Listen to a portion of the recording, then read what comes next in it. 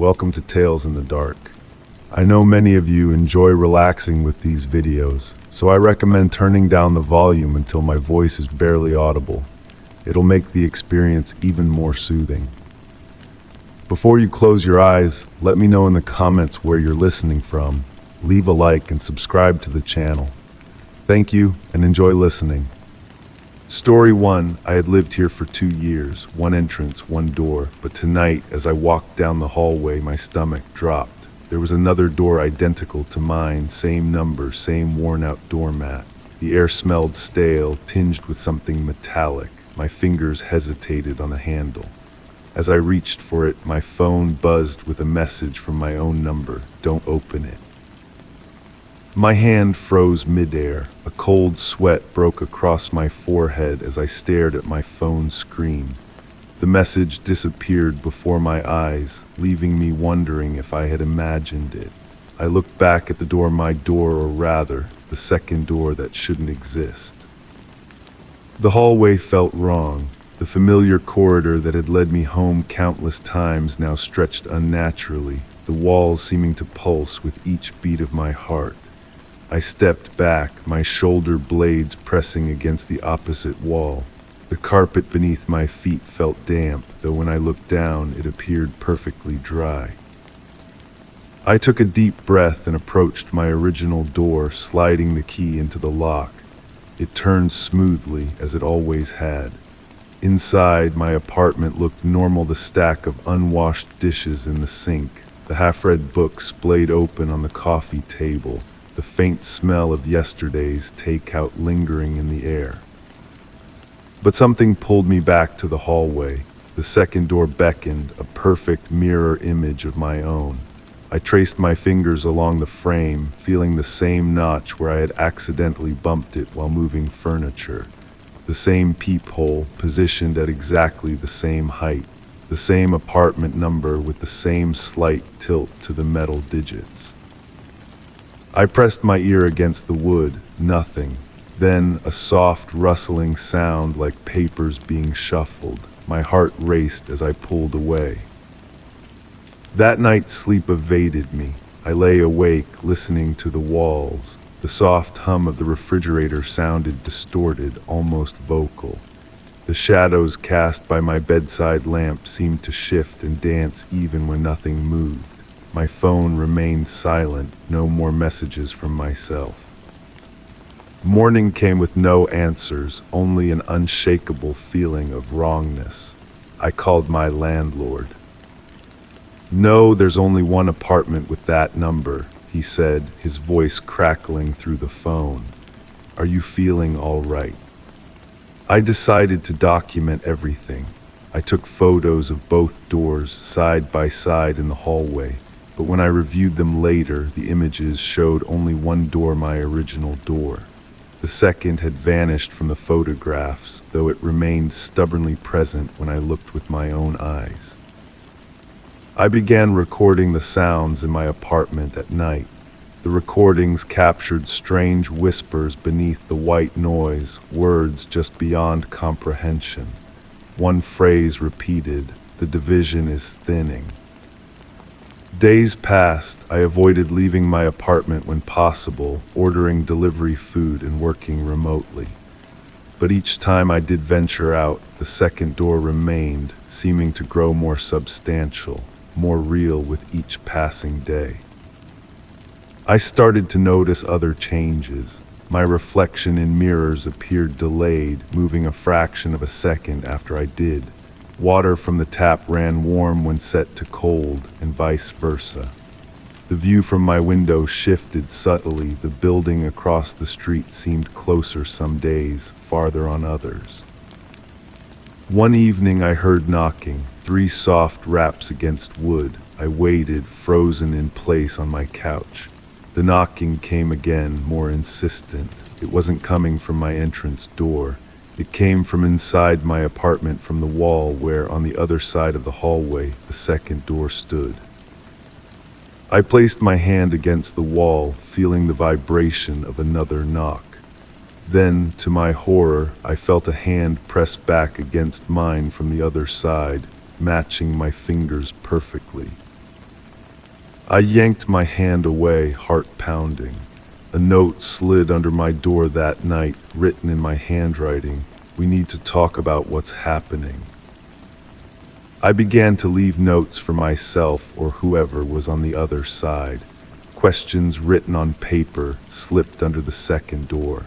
Answers would appear under my own door hours later, in handwriting indistinguishable from mine. "Who are you?" I asked. "You know who I am," came the reply. "What do you want? To come home?" Sleep became a luxury I couldn't afford. When I did drift off, I'd wake to find things moved, a glass of water on a different table, my keys hanging from a hook I never use, my shoes placed neatly rather than kicked off haphazardly.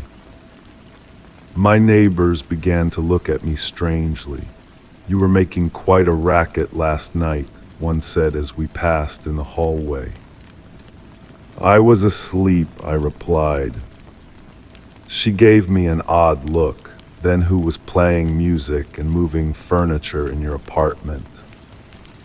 I began to mark my belongings with small, inconspicuous dots of ink.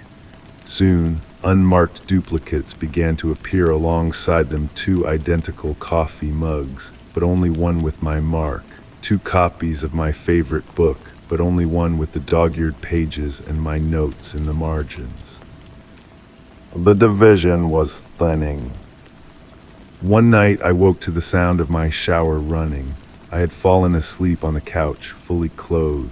The bathroom door stood ajar, steam billowing out. I approached slowly, dread building with each step.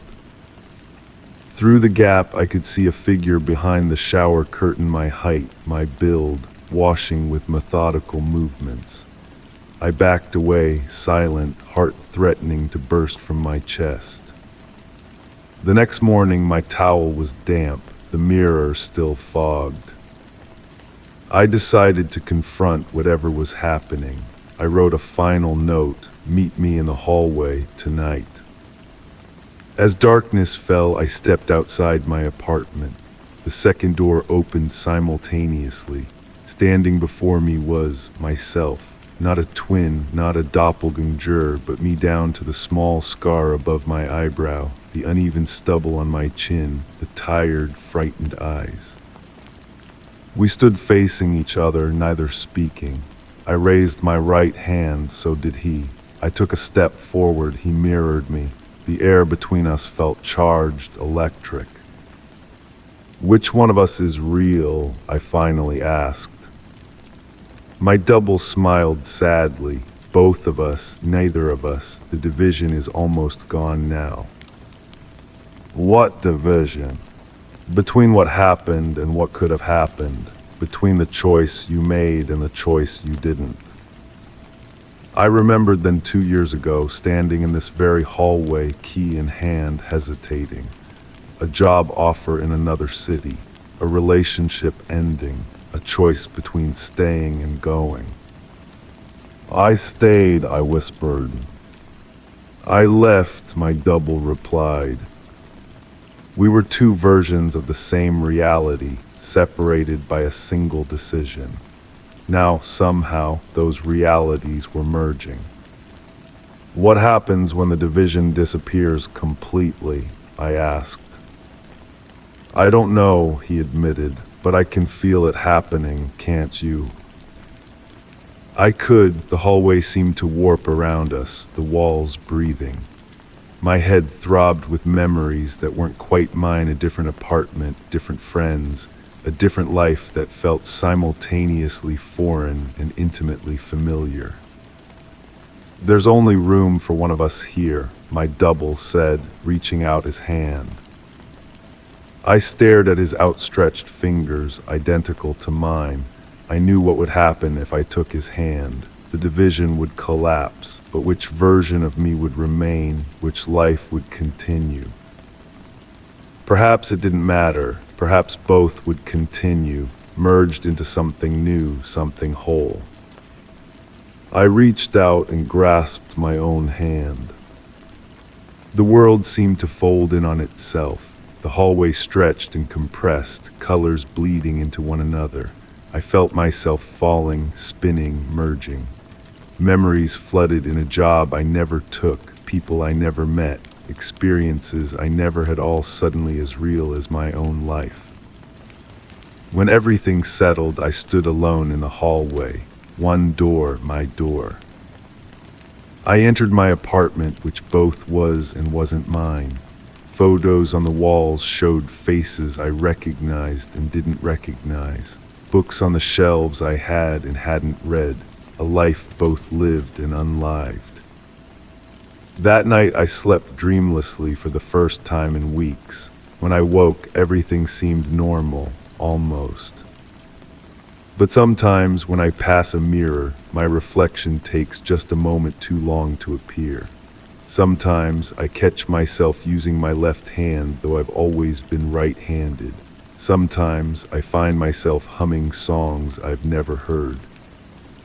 And sometimes, late at night, when the world grows quiet, I hear footsteps in the hallway, stopping just outside my door.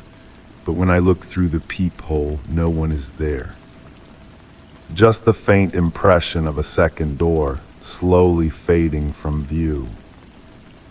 Story 2, at first I thought it was the pipes, just a faint gurgle from the bathroom sink. But last night, as I turned off the faucet, I heard it clearly, a whisper. Low, urgent, coming from the drain. The air smelled damp, tinged with something bitter like rusted metal. My pulse pounded as I leaned closer. The whispering stopped, and then just as I pulled away, a single word echoed up from the darkness below: stay. I stood frozen, water droplets clinging to my fingers. The bathroom mirror reflected my wide eyes, skin pale under the yellowish light. I waited, counting my heartbeats, but heard nothing more. Convincing myself it was just the water pressure settling, I dried my hands and went to bed. Sleep came reluctantly that night. My dreams were filled with rushing water and distant voices, speaking words I couldn't quite grasp. I woke feeling unrested, the sheets damp with sweat despite the autumn chill. Morning light streamed through the blinds, restoring normalcy to my small apartment. I made coffee, answered emails, and almost forgot about the whisper. Almost. But as I brushed my teeth, I found myself avoiding looking at the drain. When I finally finished and turned to leave, I heard it again, softer this time, like breath against my ear. Come back. I dropped my toothbrush. It clattered against the porcelain, speckling the sink with mint foam. This time I couldn't dismiss it. I knelt and examined the drain, half expecting to find some rational explanation, a hidden speaker, perhaps, or evidence of a prank. But there was nothing unusual, just the standard metal grate, slightly discolored with age. That evening I recorded the drain on my phone, leaving it propped against the soap dish while I prepared dinner. When I reviewed the footage, I heard nothing unusual at first, just the ambient sounds of my apartment. But at the 17-minute mark, beneath the hum of the refrigerator and the distant traffic, I detected something. A rhythmic sound, almost like breathing, followed by indistinct murmuring. I played it again, this time with headphones. The murmuring resolved into words, "I know you're listening." My hands trembled as I set down the phone. Was I losing my mind? I called my friend Maya, hoping her pragmatic nature would offer some explanation. She suggested water hammer trapped air causing auditory illusions, or perhaps a neighbor's television echoing through the pipes. Her explanations calmed me, and I went to bed feeling foolish for my paranoia. That night I dreamt of standing in water up to my ankles. The surface was dark and still, reflecting nothing. From below came the whispers, now a chorus of voices speaking in unison. I couldn't understand their words, but their intent was clear. They wanted me to join them. I woke gasping, my nightshirt clinging to my skin. The digital display beside my bed cast a red glow across the room.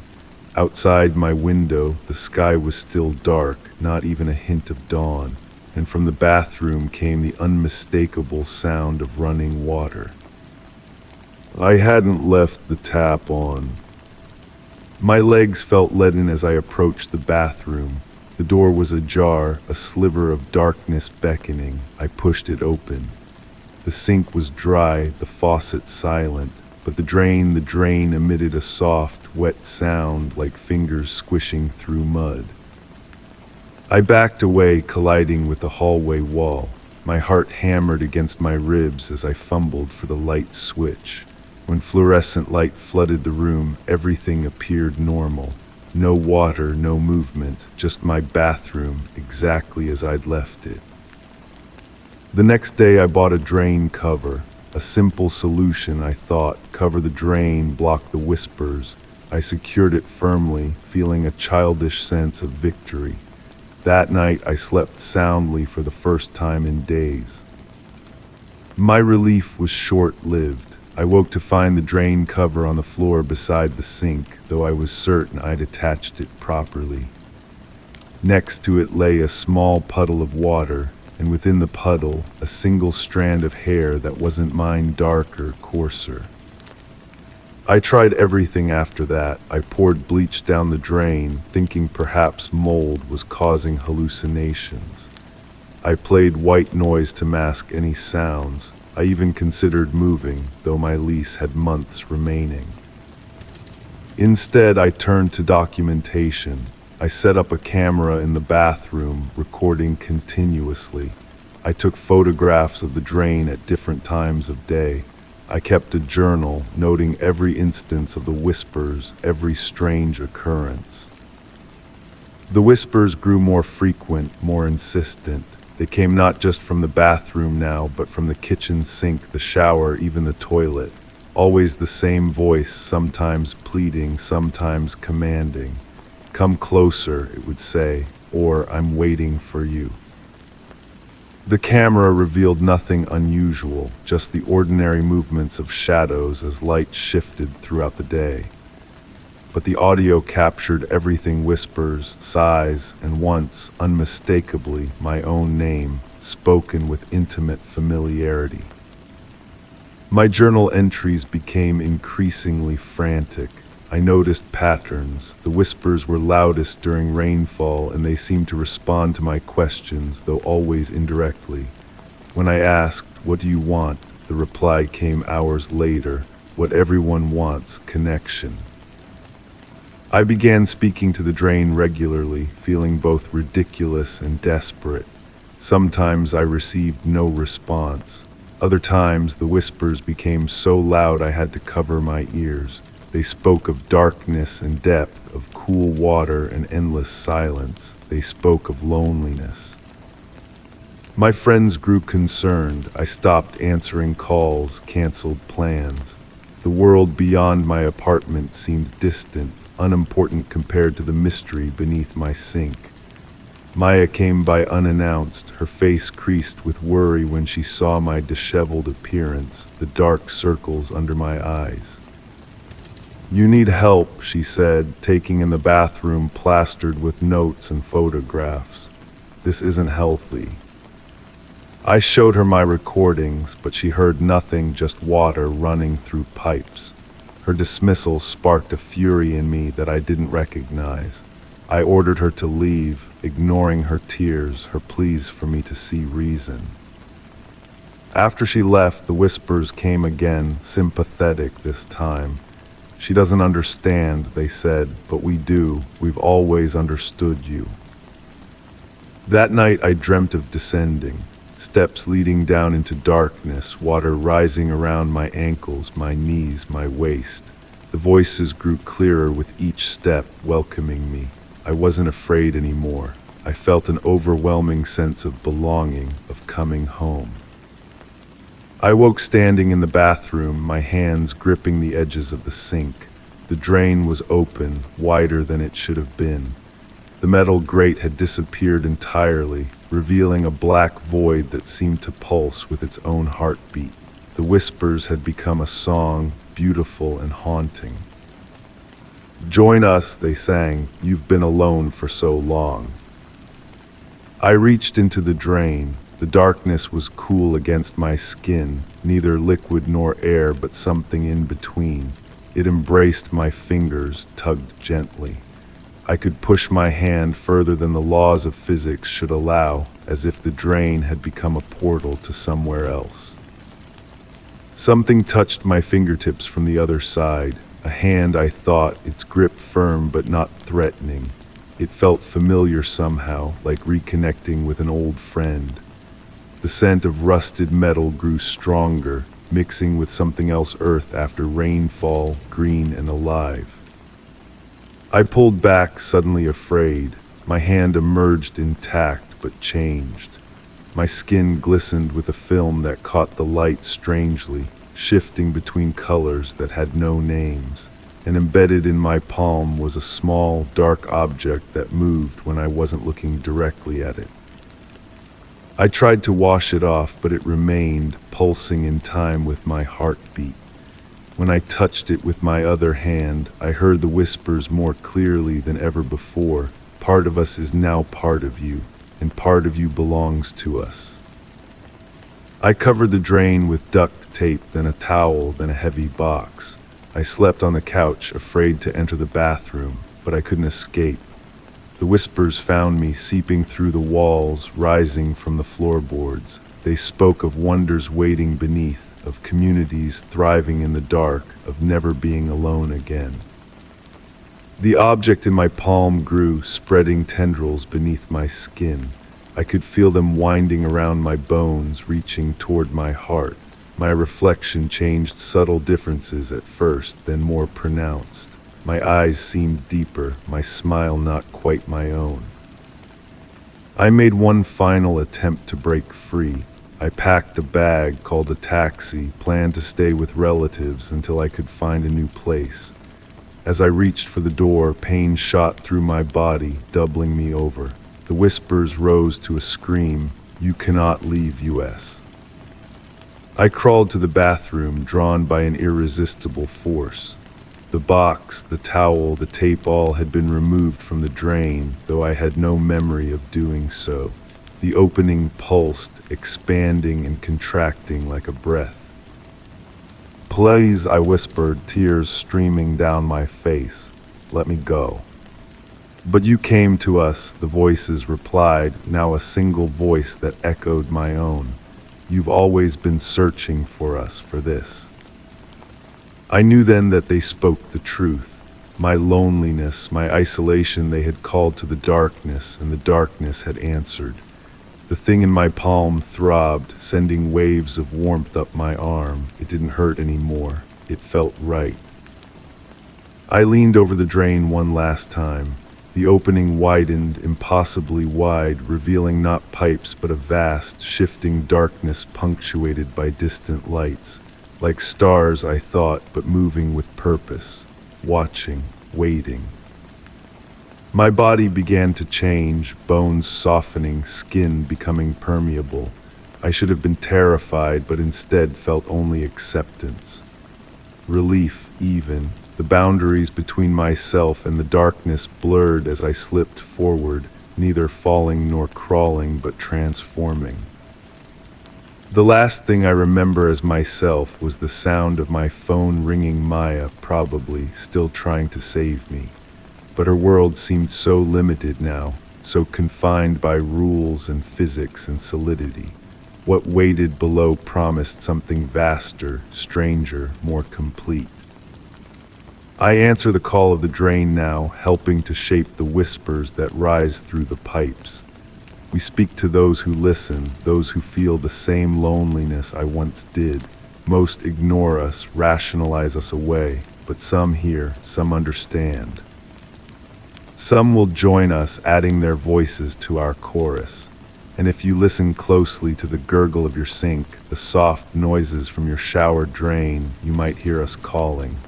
We're waiting just beyond the borders of your world. We're so eager to meet you. All you need to do is listen and stay. Story 3, the gate had always been rusted shut.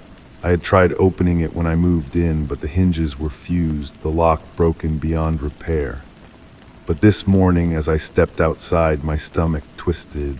The gate was open, wide open. The air smelled of damp grass and something sharp, like scorched wood. My breath caught as I stepped closer. There were footprints in the mud, and they were leading into my house. I froze, listening. The house behind me was silent, save for the low hum of the refrigerator.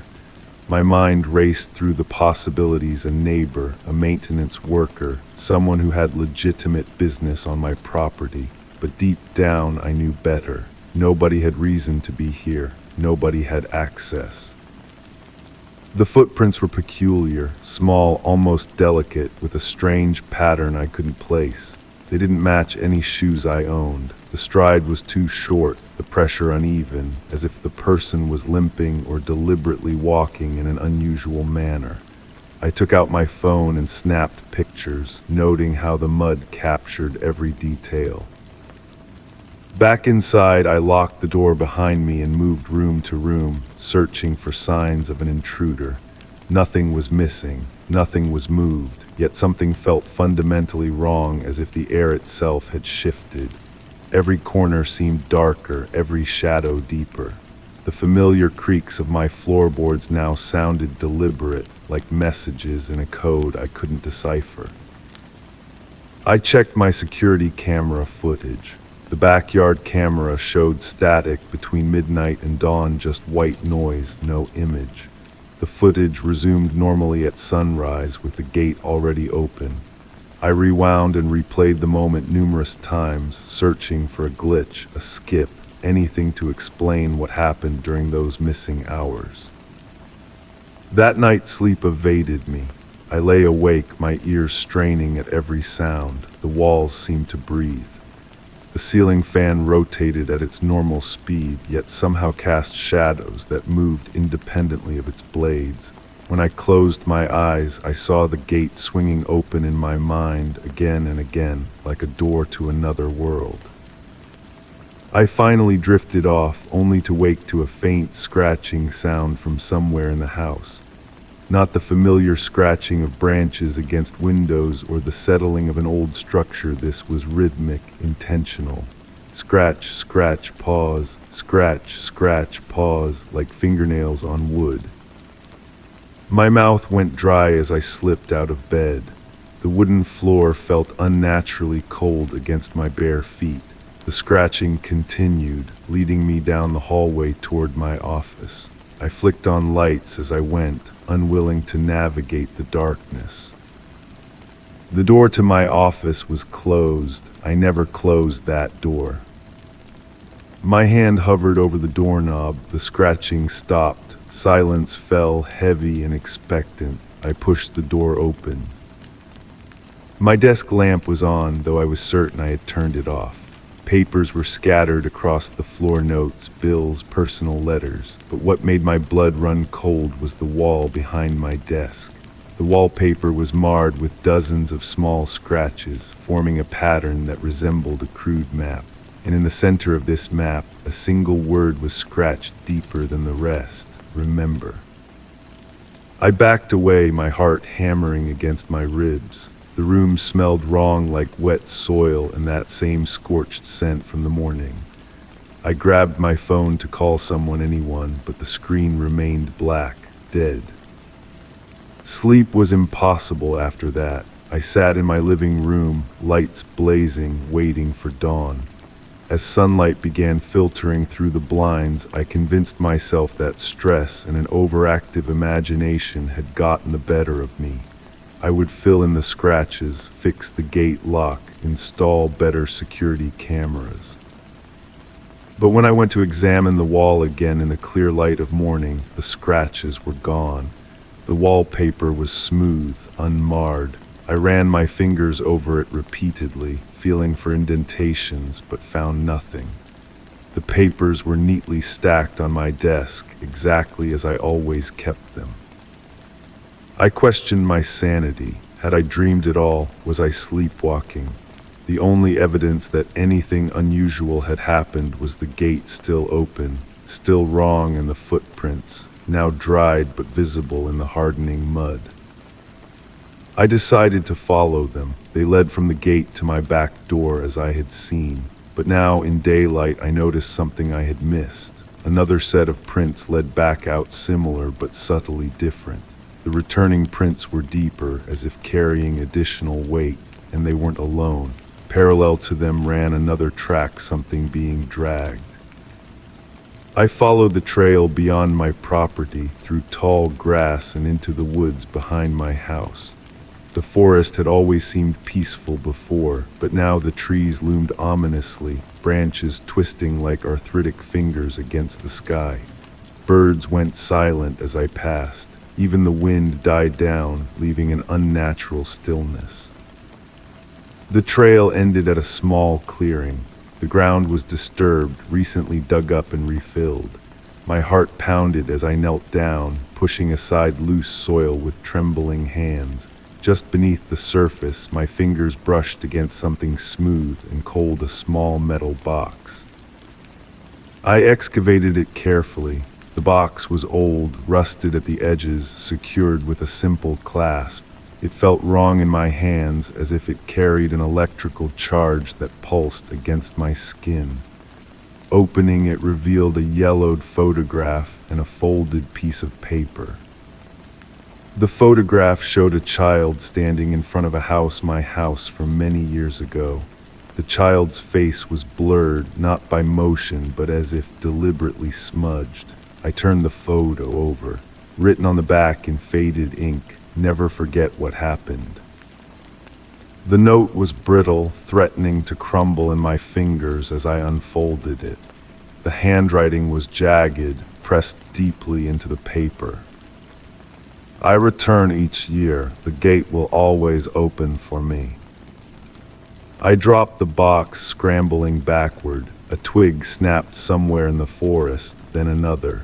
Something was moving through the trees, circling the clearing. I ran, branches whipped against my face as I crashed through the undergrowth, panic driving me forward. Behind me, the footsteps matched my pace, never gaining, never falling behind, always there. Back home, I slammed and locked every door, pulled every blind. I sat in the center of my living room, shaking, waiting for something to happen. Night fell. The power went out. In the darkness, my phone lit up with a notification, my security system detecting motion in the backyard. The camera feed showed the gate swinging gently in the wind, but there was no wind tonight. The air outside was dead still. A knock at the front door made me jump. 3 soft raps, barely audible. I held my breath. 3 more knocks, slightly louder, then silence.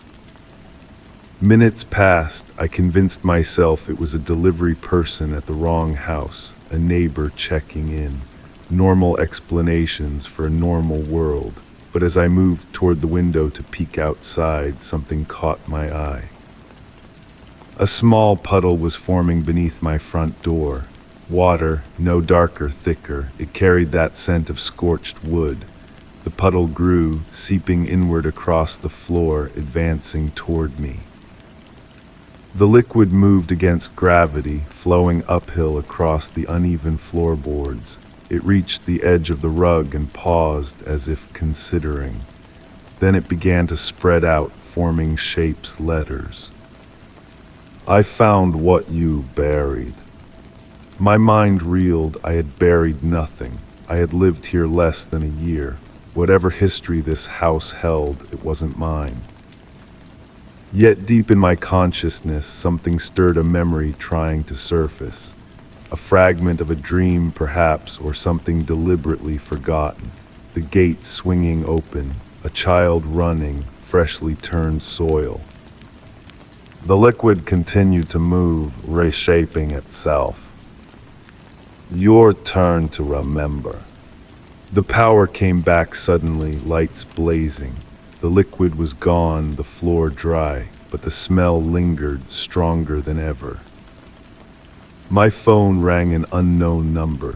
When I answered, I heard only static, then a voice so faint I had to press the phone hard against my ear. "The gate is how I come back," the voice whispered. It sounded distant, distorted, neither male nor female, neither young nor old. The gate is how you left. The call ended. I stood motionless, gripping the phone so tightly my knuckles turned white. That night, something fundamental shifted. I found myself walking through the house, touching walls, opening drawers, looking for something I couldn't name. My fingers traced patterns on surfaces, the same pattern from the wallpaper, the crude map. I caught my reflection in a mirror and froze. For just a moment, my face blurred, exactly like the photograph.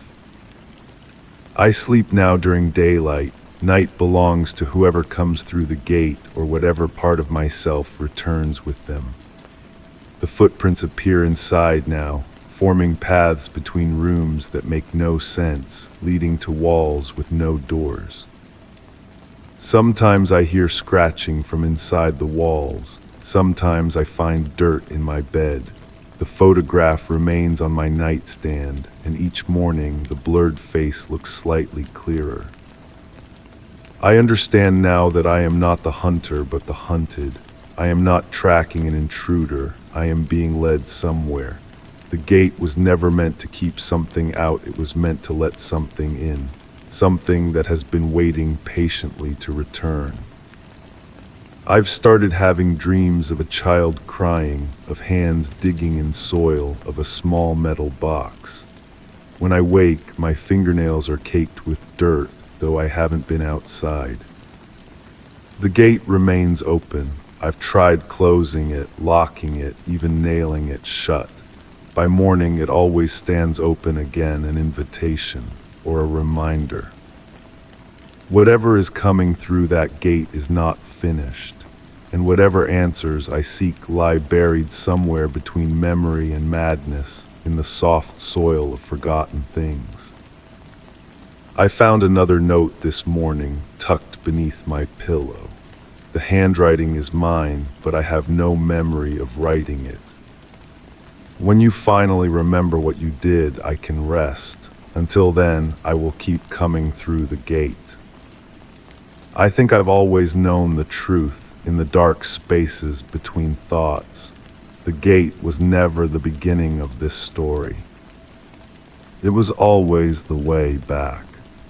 Story 4, I live on the 9th floor. No balcony, no fire escape, just a sheer drop to the street below. But as I turned off the lights last night, my breath hitched. A face was pressed against the window, pale, unmoving. Its breath fogged the glass. The air smelled of rain and something metallic. My pulse pounded as I took a slow step back. When I looked again, the face was gone, but the fog on the glass remained. I convinced myself it was a trick of light, a reflection, perhaps my own exhausted mind playing games. After all, logic dictated no one could be outside my window at this height. I pulled the curtains shut with trembling fingers and retreated to bed, wrapping myself in blankets despite the warmth of the night. Sleep came in fragments. Each time I drifted off, I heard a faint tapping sound, gentle at first, like raindrops against glass, then more deliberate, more rhythmic, more insistent. I buried my head under pillows but couldn't escape it. The sound wormed its way into my consciousness, becoming the drumbeat to my racing heart. Morning arrived with merciful brightness. I approached the window cautiously, half expecting to find cracks or marks. The glass was pristine, unmarred. Outside, the world continued its normal rhythm. People walked below, cars honked, birds perched on nearby buildings. Everything so normal it almost made me laugh at my night terrors. Almost. Because there, at the corner of the window pane, was a single smudge. A fingerprint that wasn't mine.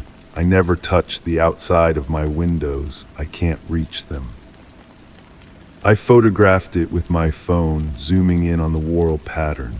Then I cleaned it away, scrubbing until my arm ached, until the glass squeaked beneath the cloth. Something about that fingerprint made my skin crawl. The way it curved, slightly elongated, as if the finger that left it had been pressed hard against the glass, distorting its shape. That night I installed a camera facing my window. Nothing expensive, just my laptop propped on books, its webcam recording the darkness beyond the glass. I left the curtains open and turned off all lights, then retreated to my bedroom, door firmly closed. Sleep came easier knowing I had evidence gathering. Whatever happened, I would catch it. Rationality would prevail over fear, science over superstition. The notification tone woke me. My motion detection software had triggered. Heart hammering, I opened my bedroom door and peered into the darkened living room. The laptop screen glowed blue in the darkness. Nothing else moved. With slow steps, I approached the computer. The video player was open, paused on a frame of darkness. I pressed play with a shaking finger. The footage showed my empty living room, the window a black rectangle against the wall. Then movement. A pale oval pressed against the glass, indistinct at first, then clearer as it pressed harder. A face, but wrong somehow. The features seemed to shift beneath the skin, as if struggling to arrange themselves into something recognizable. The mouth opened. No sound came from my speakers, but I could see condensation form on the glass with each exhale. The face remained for exactly 78 seconds before pulling away, leaving behind a foggy imprint that slowly faded. I played the footage again and again, each time hoping to find some logical explanation or reflection, a technical glitch, anything but what it appeared to be. But the evidence remained unchanged. Something had been at my window, something with a face. I called a friend. He listened patiently to my story, suggested carbon monoxide poisoning, stress, or perhaps a neighbor playing an elaborate prank with climbing gear. None of these explanations satisfied me, but I agreed to check my detector and open windows to clear any potential gas. The following night, I set up multiple cameras.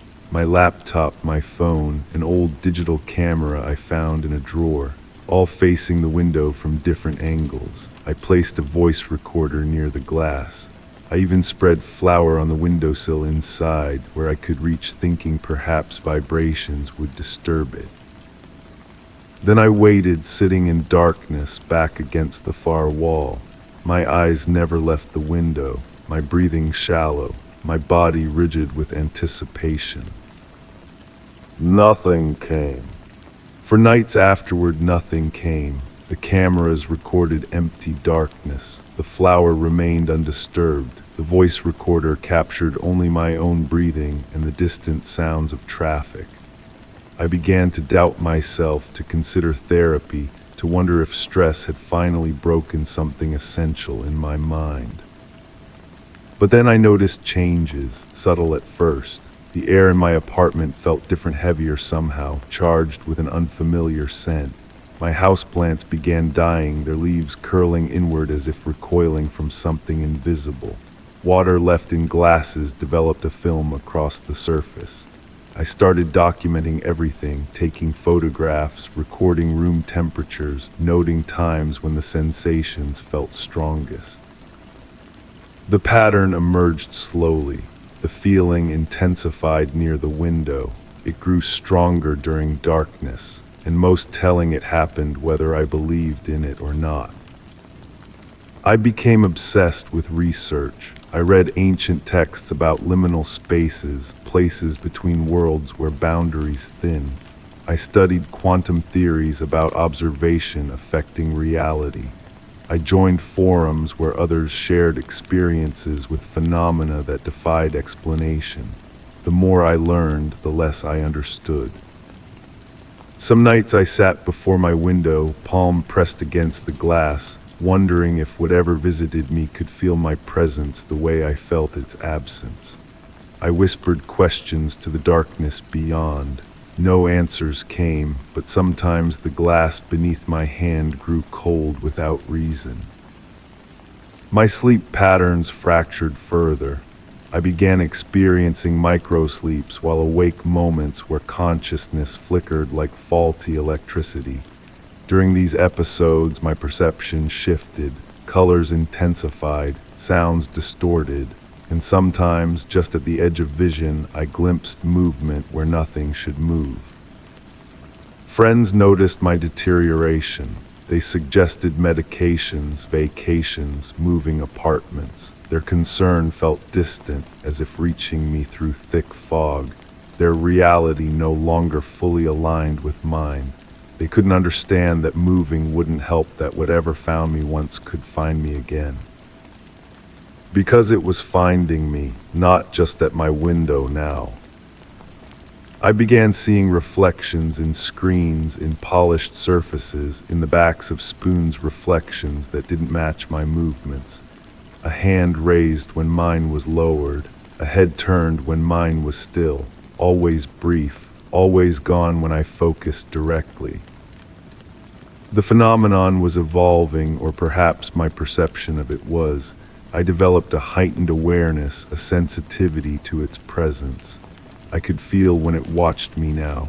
My skin prickled, the air thickened, background noises dampened as if something absorbed the sound waves. I stopped trying to document it with technology. Instead, I began documenting my own responses. Heart rate increases, temperature changes in my extremities, the specific quality of fear that preceded each encounter. My body became the measuring instrument, more reliable than cameras or recorders.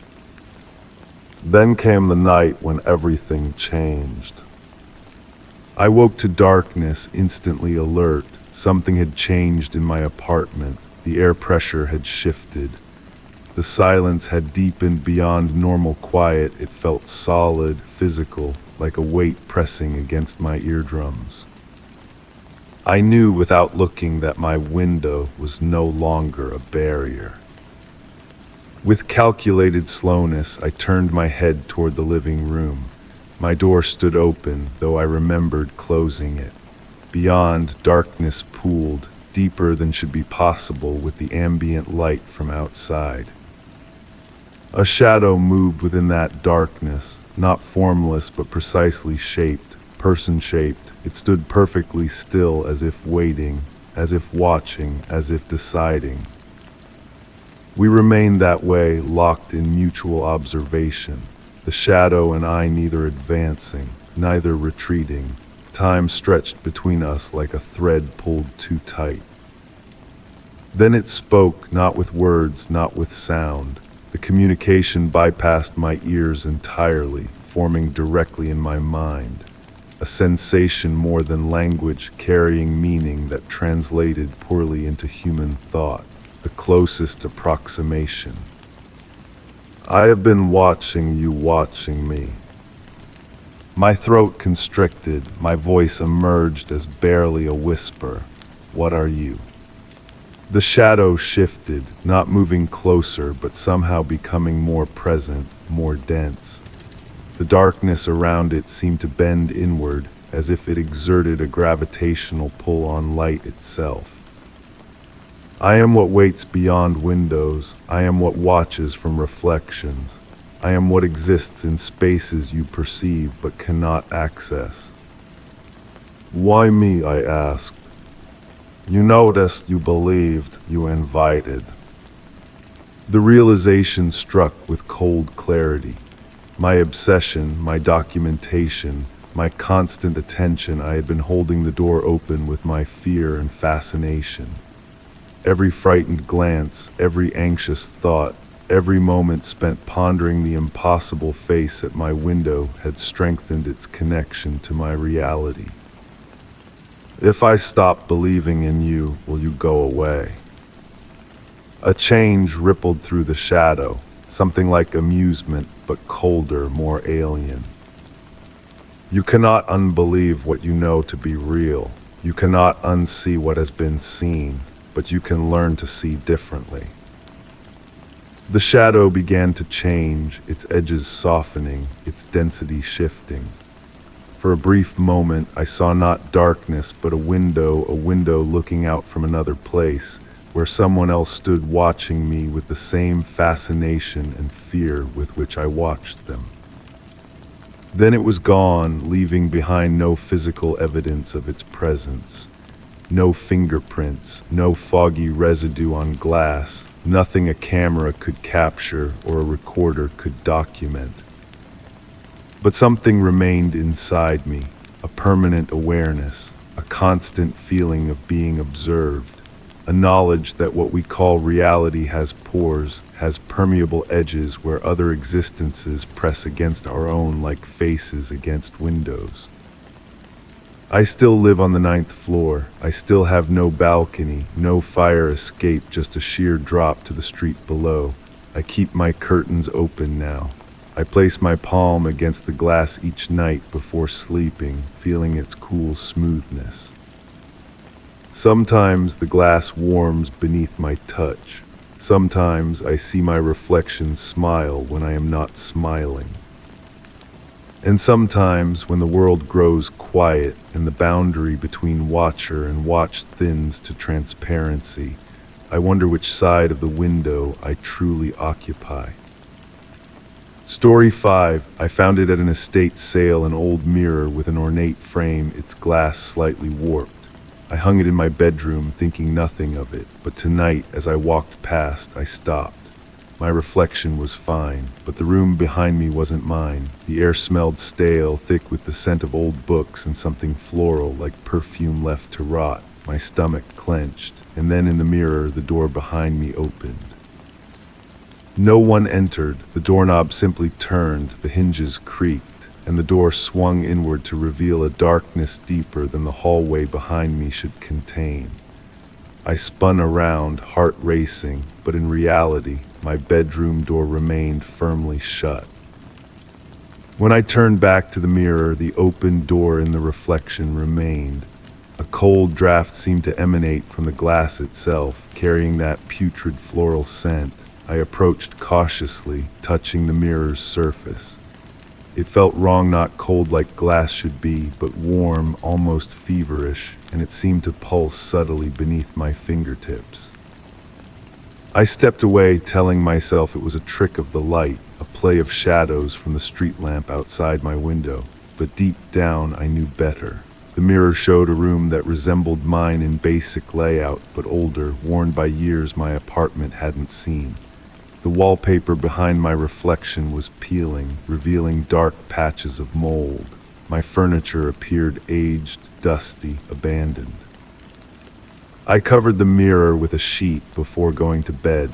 Sleep came fitfully, interrupted by dreams of knocking sounds and whispers that seemed to come from inside my walls.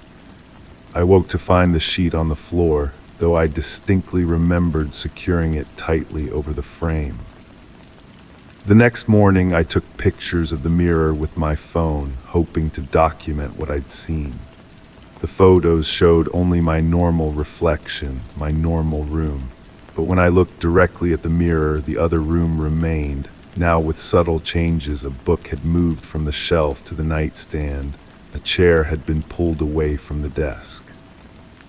I began keeping a journal, noting every change in the mirror room. The differences were small at first: shifted objects, open drawers, a window that was sometimes open, sometimes closed.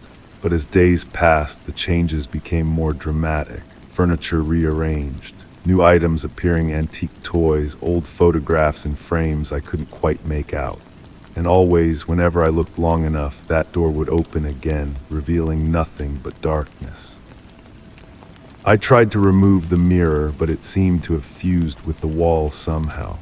The screws wouldn't budge, and when I attempted to pry it loose, my tools slipped, leaving deep scratches in the wood floor.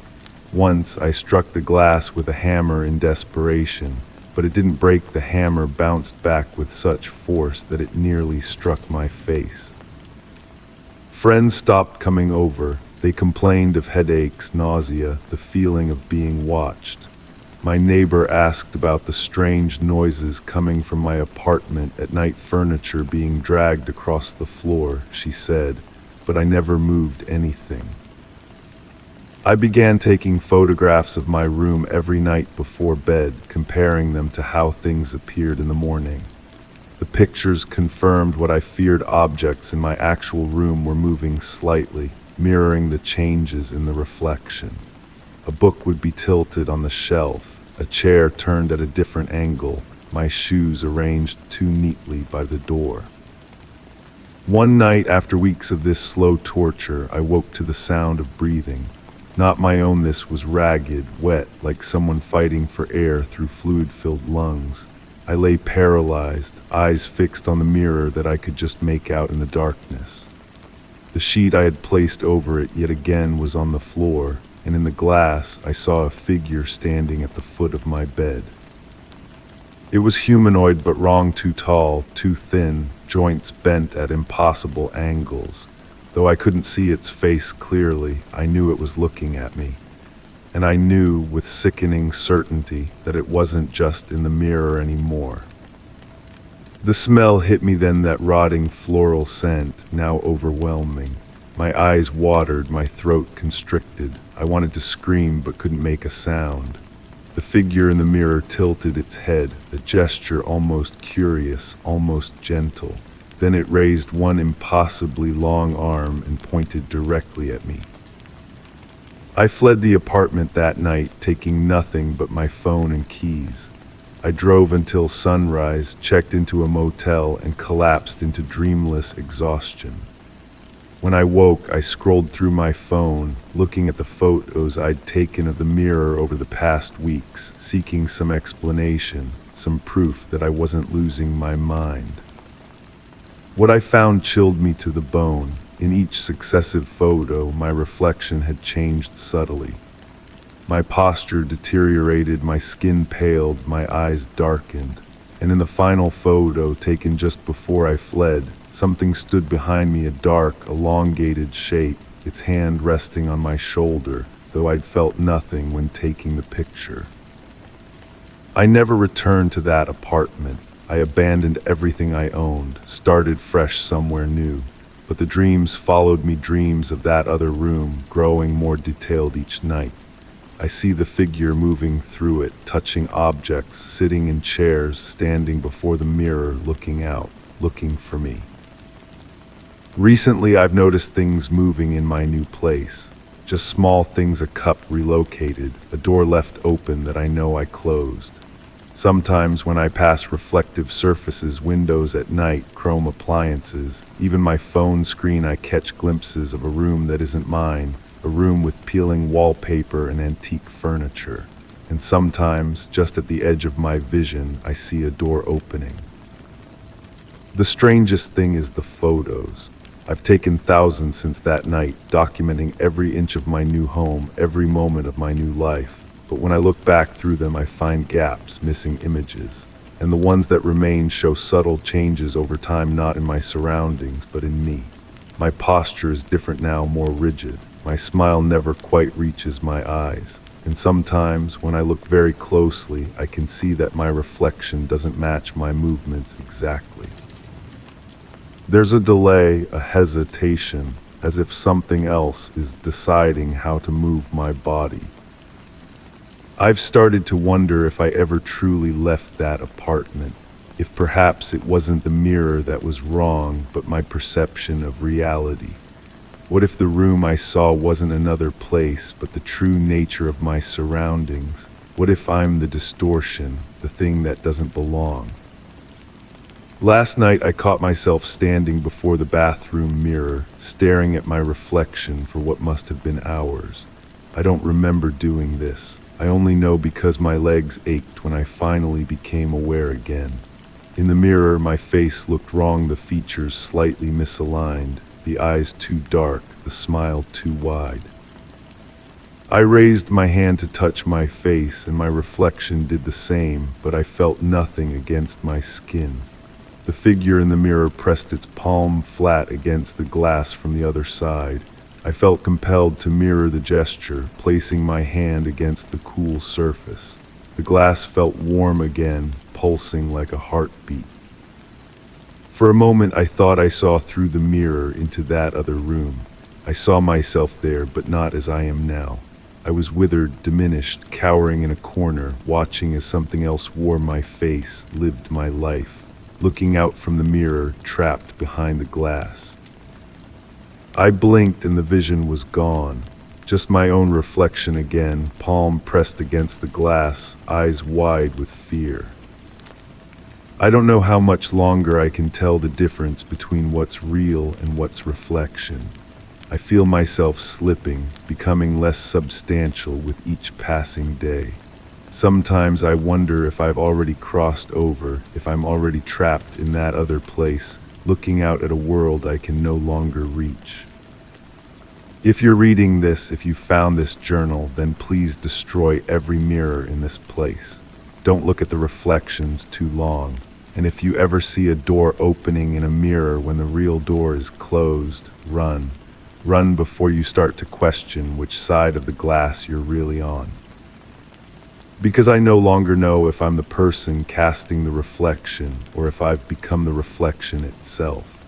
And I fear that soon, very soon, that distinction won't matter anymore. The line between the watcher and the watched has blurred beyond recognition. And the door in the mirror keeps opening wider each night, revealing a darkness that beckons, with the promise of answers I'm no longer sure I want to find. Story 6. My apartment had always been small, 1 bedroom, 1 bath, a short hallway. But tonight, as I walked toward my front door, I stopped cold.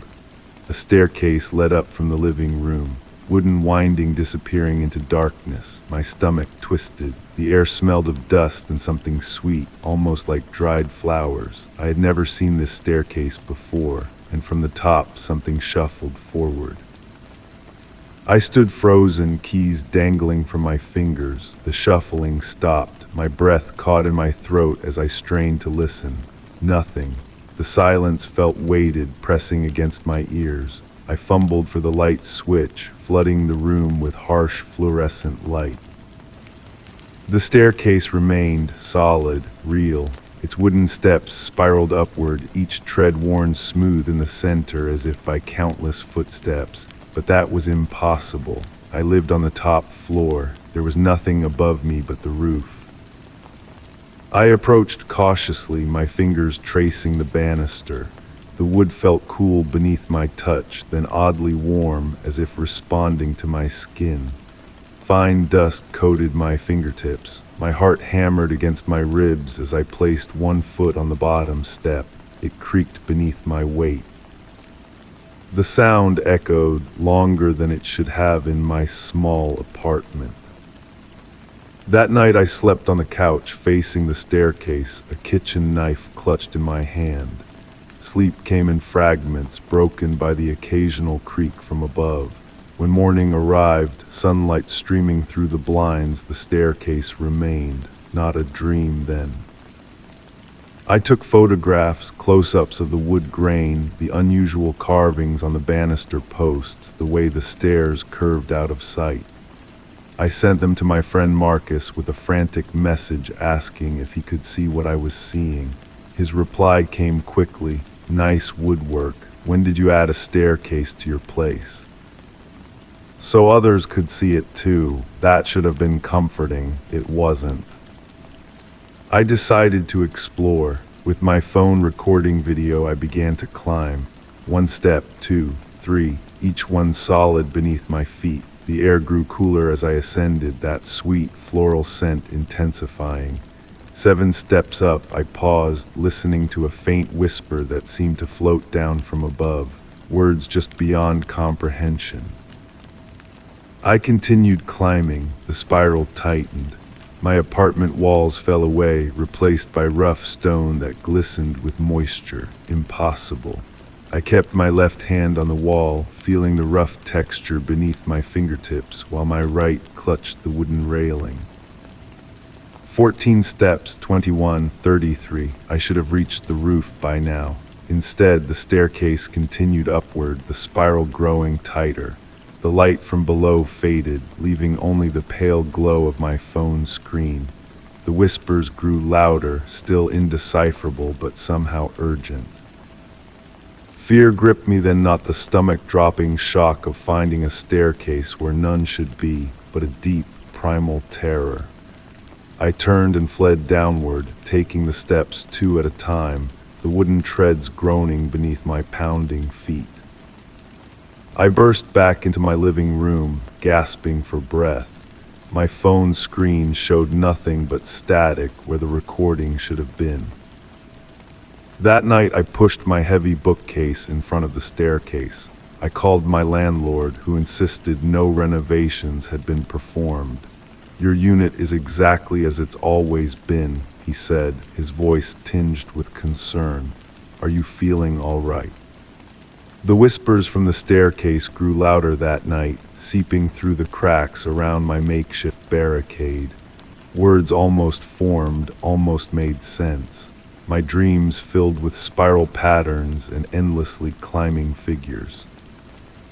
I woke to find the bookcase moved aside, books scattered across the floor, and footprints in the dust, not mine, leading up the stairs.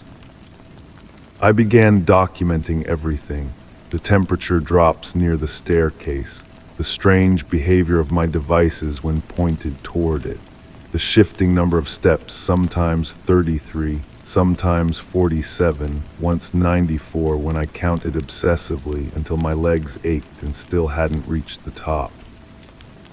The staircase became an obsession. I stopped going to work.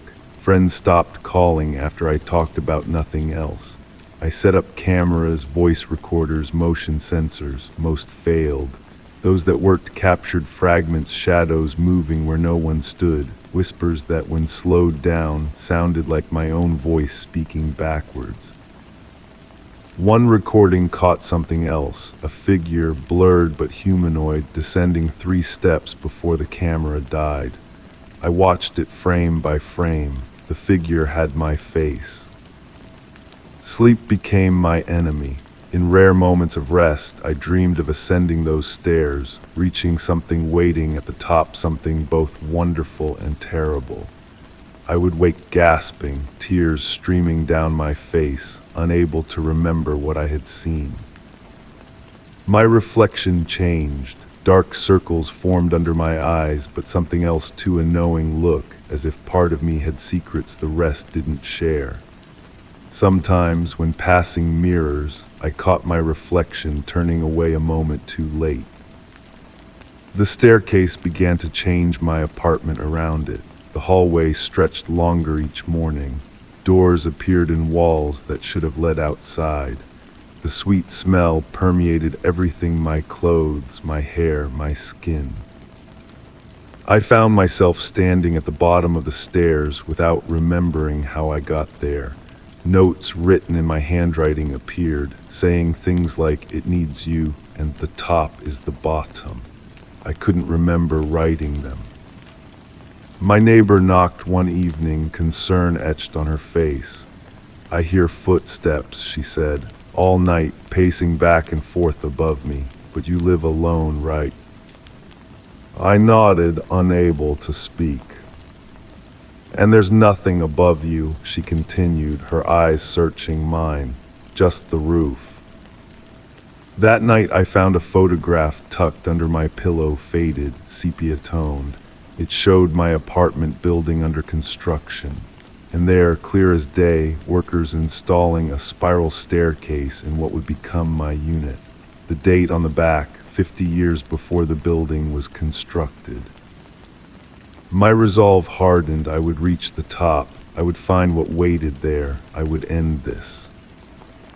I began to climb again, this time with no recording devices, no phone, nothing but myself and the knife clutched in my sweating palm. The stairs felt different, almost eager beneath my feet. The whispers grew louder, more welcoming. The sweet smell wrapped around me like an embrace. The staircase stretched impossibly upward, the spiral tightening until I had to turn sideways to continue. The stone walls gave way to wood, then to something soft and warm that pulsed beneath my touch. I snatched my hand away, but kept climbing. My legs burned, my lungs ached, still I climbed. The darkness above began to lighten, not with daylight, but with a strange, diffuse glow that cast no shadows. Then I saw it, the top, a landing with a single door, simple and wooden.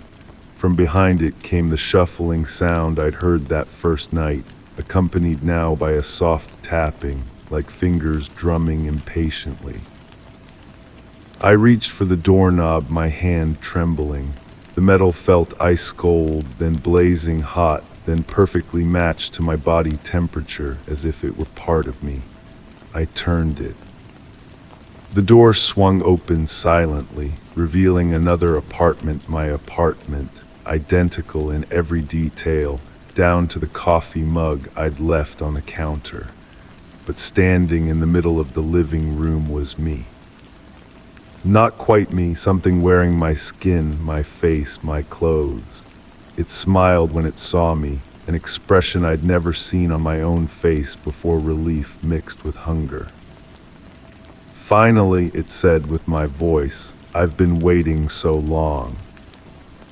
I raised the knife, but my arm felt distant, disconnected from my will. The thing that looked like me stepped forward. "You don't understand yet," it said, "but you will. Everyone does eventually." It gestured behind it, where another staircase spiraled upward from its living room floor. "Your turn to wait," it whispered, brushing past me through the doorway. I tried to grab it, to stop it, but my fingers passed through its sleeve like smoke.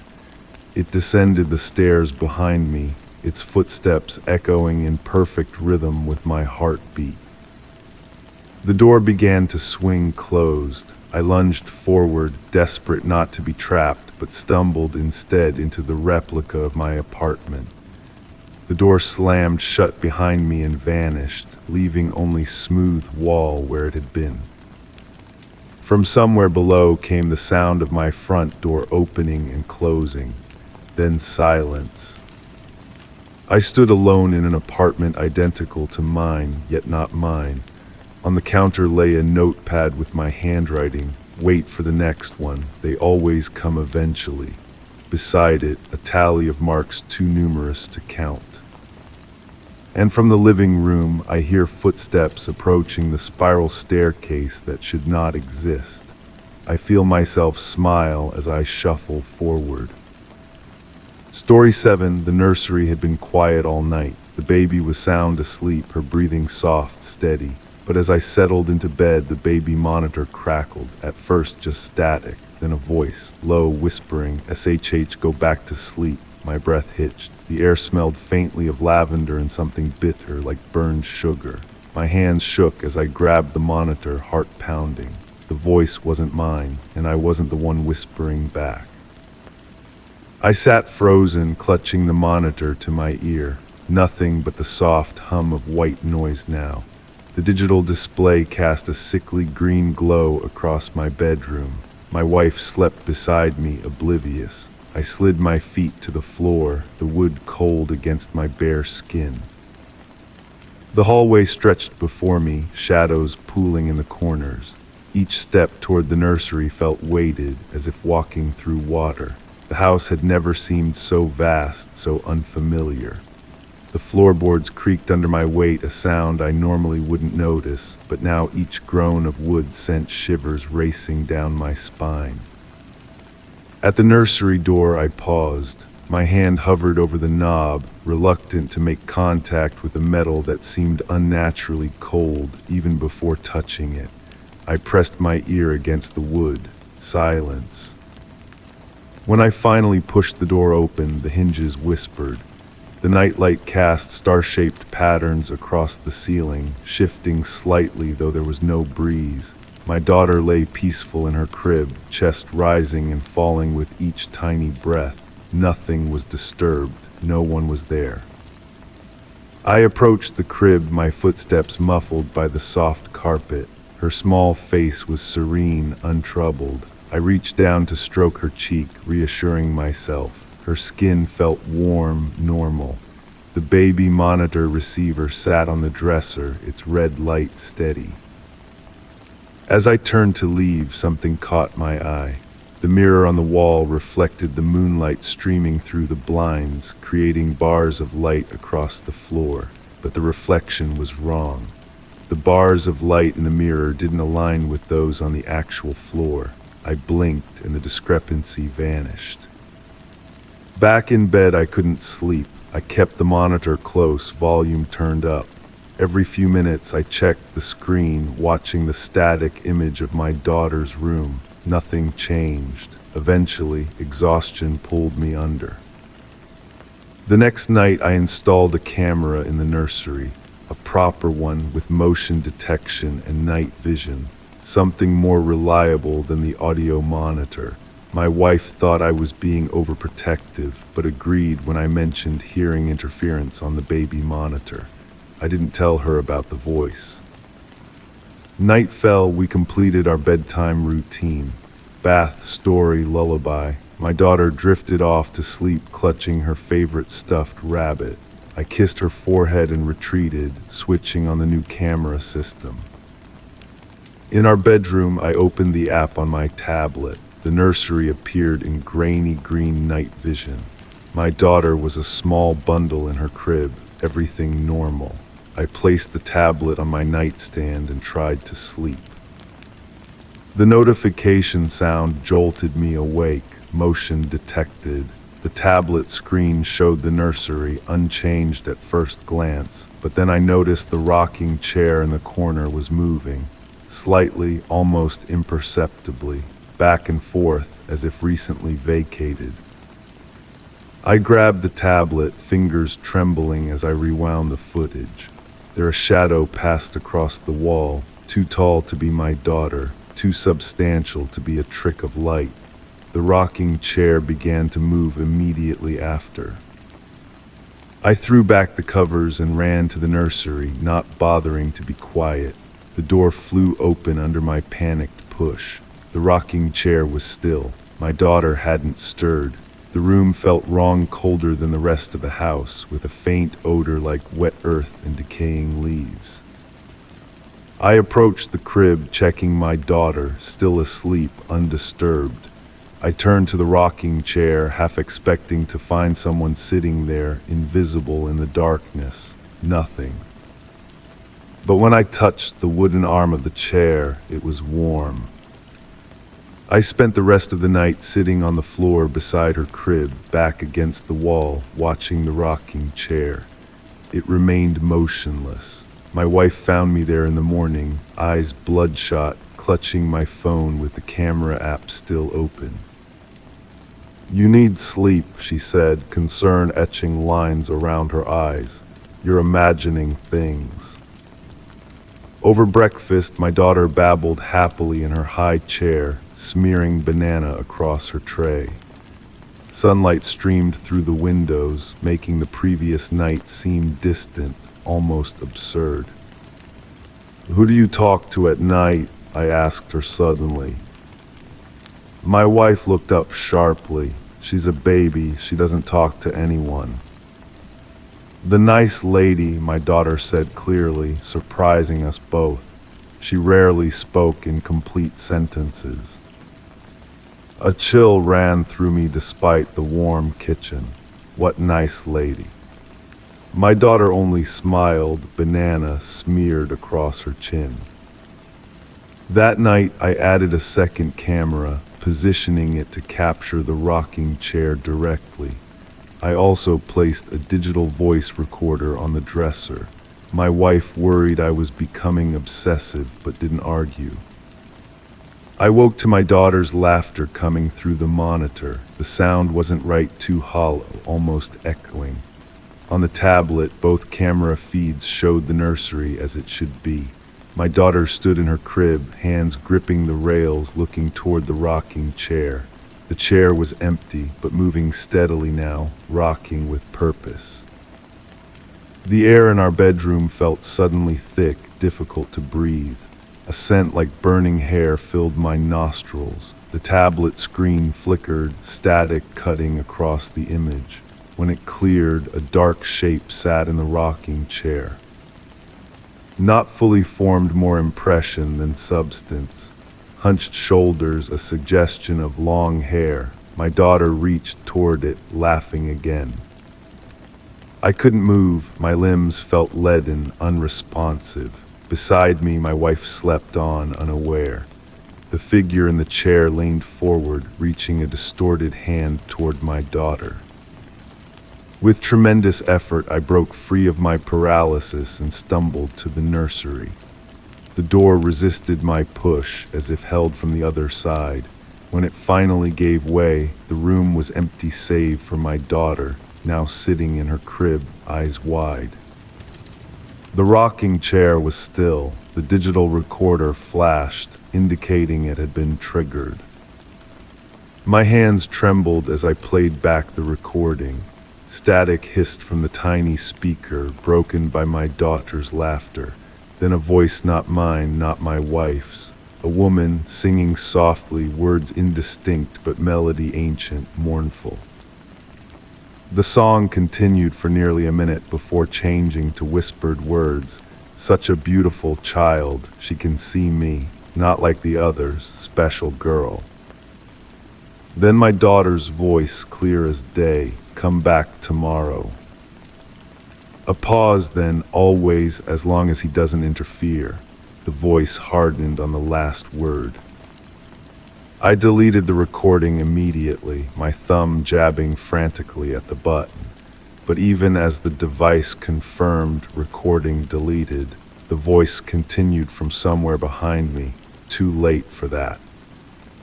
I whirled around, nothing. My daughter watched me, head tilted.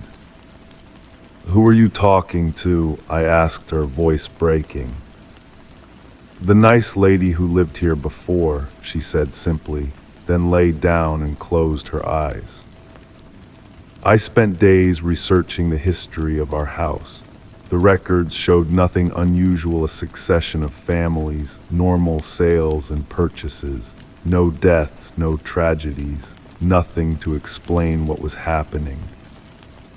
Yet each night the phenomena increased. The rocking chair moved more vigorously. The cameras captured brief glimpses of the figure, becoming more substantial with each appearance. The voice recorder filled with whispered conversations and fragments of the same haunting lullaby. My wife finally heard it too, the voice through the monitor, singing our daughter to sleep. She dropped the receiver, face pale. "What is happening?" she whispered.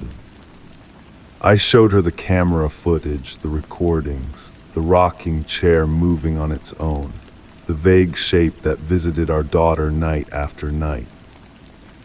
That evening we took our daughter and left the house, checking into a hotel miles away. We brought no baby monitors, no cameras, just ourselves and a few hastily packed bags. The hotel room was bland, impersonal, safe. My daughter seemed disappointed but didn't cry. She played quietly with her stuffed rabbit while we discussed what to do next. "We could stay with my parents," my wife suggested. "Put the house up for sale." I nodded, relief washing over me.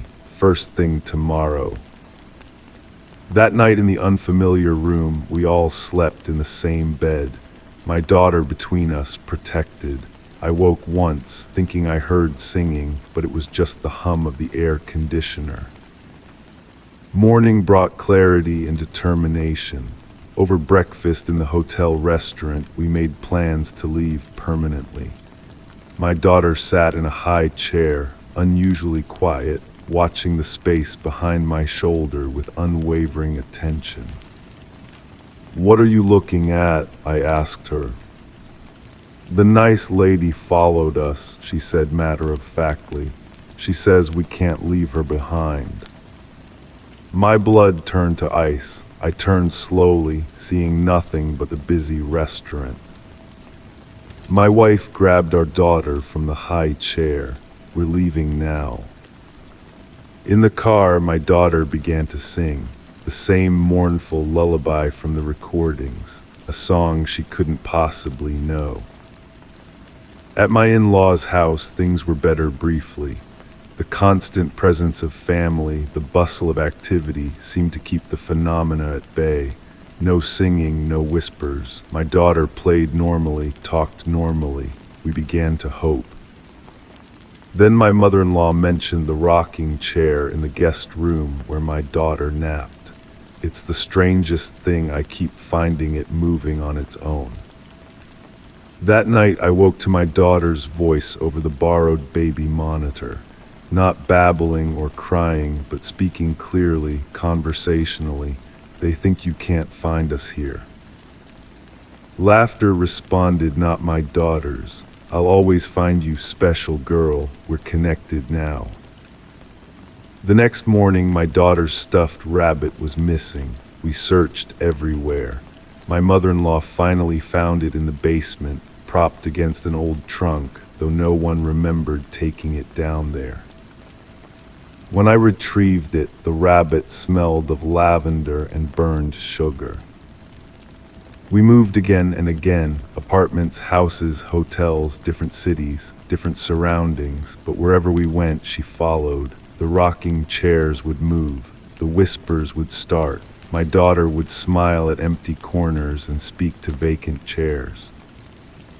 Now we live in constant motion, never staying anywhere long enough for connections to form. No baby monitors, no cameras. We've learned it doesn't matter, she doesn't need technology to reach our daughter. Sometimes I wake at night and find my daughter standing beside our bed, singing that ancient lullaby. Her eyes track movement I cannot see. Her small hands reach for someone I cannot protect her from.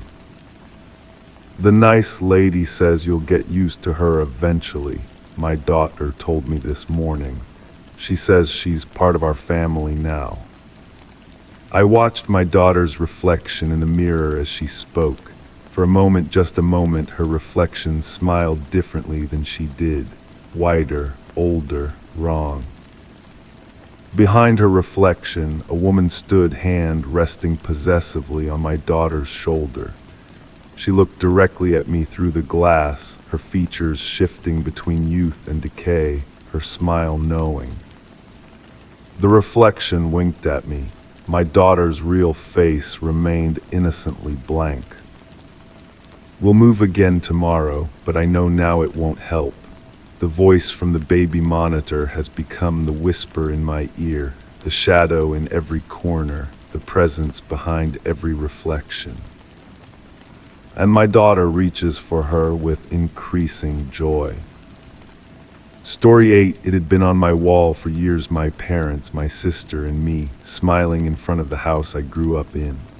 But today, as I walked past, my stomach lurched. There was someone else in the photo. A man standing in the background, barely visible between my mother and father. The air smelled like old paper and something faintly metallic. My fingers trembled as I took the picture off the wall. The man was closer now. I placed the photo on my desk and leaned in. Under the warm lamplight, his features became clearer, a tall figure wearing dark clothes, his face partially obscured by shadow. What disturbed me most wasn't his presence, but the way he seemed to be looking directly at the camera, at me. I had seen this photo countless times throughout my life. How had I never noticed him before? My first instinct was to call my sister. She always had a rational explanation for everything. "There's no man in our family photo," she said after I described what I was seeing. "Are you feeling all right?" I took a photo of the photo with my phone and sent it to her. While waiting for her response, I examined the frame. The backing was intact, no sign of tampering. The photo paper felt old but normal under my fingertips. When my phone chimed, I grabbed it immediately. "I don't see anyone," her message read. "Just us four, maybe you need some sleep." I looked back at the photo. The man was still there, but now he stood directly behind my mother, his hand hovering near her shoulder. My breath caught in my throat. I sent another picture to my sister. "Same photo," came her response. "No one else there." That night, sleep evaded me. I placed the photo face down in my desk drawer, but I could still feel it there, like a quiet hum in the back of my mind. When morning came, I had convinced myself it was just exhaustion playing tricks on my perception. Work would distract me. It did until lunch break, when curiosity pulled me back to the photo, now stored in my phone. Zooming in, I noticed something new. The man had moved again. He now stood beside my younger self, his hand extended toward child me. My coffee turned bitter in my mouth. I closed the image, deleted it, then emptied my trash folder for good measure. When I returned home that evening, my gaze immediately went to the drawer where the physical photo waited. Something compelled me to look again.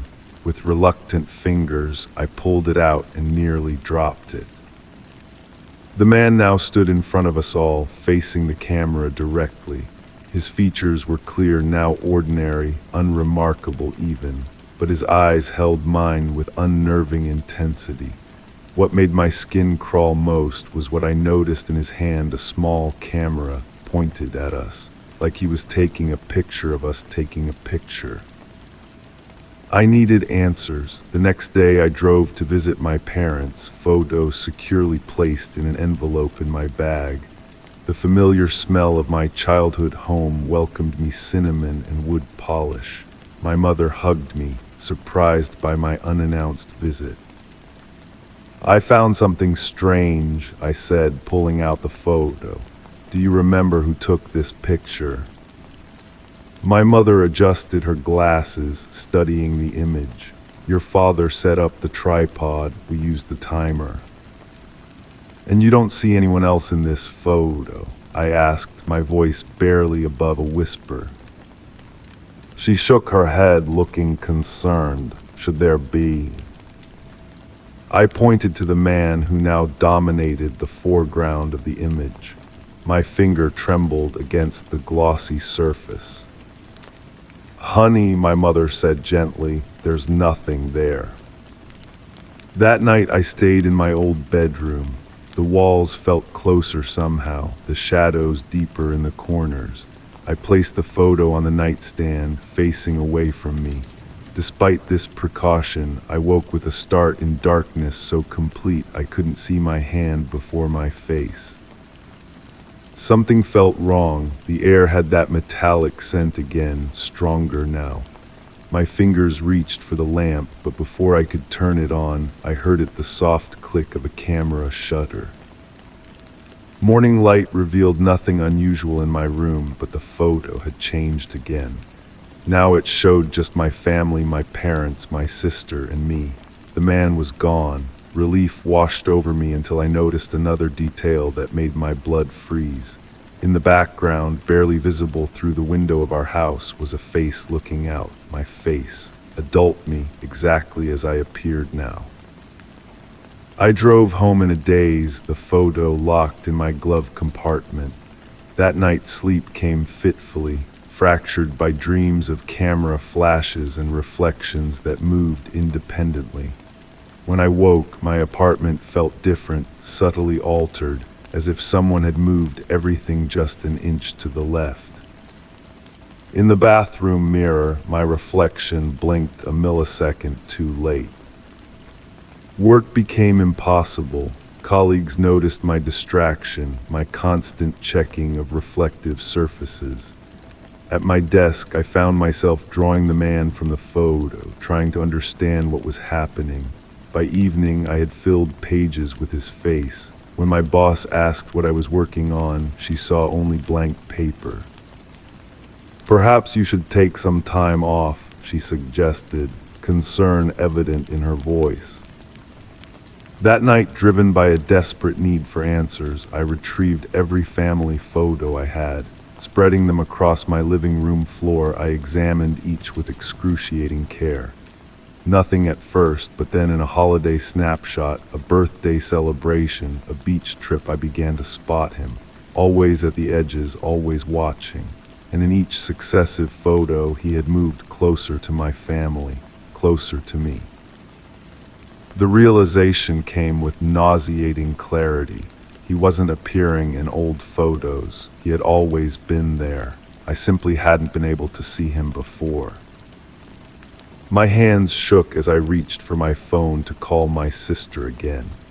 When I turned it on, my background image, previously a sunset, now showed the man standing in my living room, the same living room I was sitting in now. The phone slipped from my fingers. Behind me, I heard the quiet shuffle of feet. The smell of old paper and metal filled my nostrils. "Who are you?" I whispered without turning around. No answer came, but a new sound emerged, the mechanical whir of a camera focusing. I forced myself to turn. The living room appeared empty, but my perception seemed to waver, like heat rising from summer pavement. For a split second, I saw him not a man, but something wearing the appearance of one, like an ill-fitting suit. Something ancient and patient, collecting moments, collecting people. That night, I gathered every photo I could find and burned them in my kitchen sink. The flames danced strange colors, blues and greens alongside the orange. The smoke smelled wrong. When the last photo curled into ash, a weight seemed to lift from the air around me. For 3 days, everything returned to normal. I slept without dreaming. My reflection behaved as it should. I began to convince myself it had been some kind of breakdown, perhaps brought on by stress or an undiagnosed condition. Then my sister called. "I found something weird in an old photo album," she said, her voice uneven. "There's someone in our family photos who shouldn't be there, a man I've never seen before."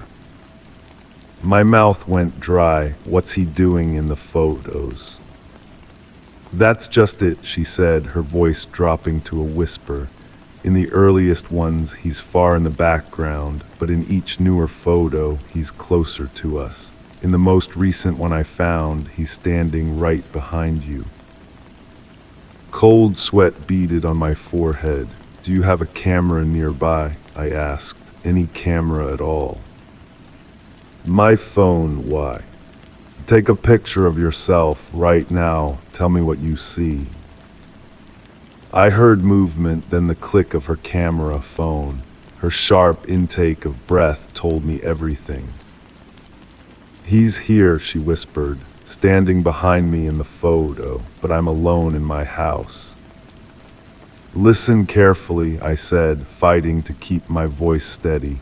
"Don't take any more pictures. Don't look at reflections if you can help it. I'm coming over." As I grabbed my keys, my phone chimed with a new message. From my sister, a new photo.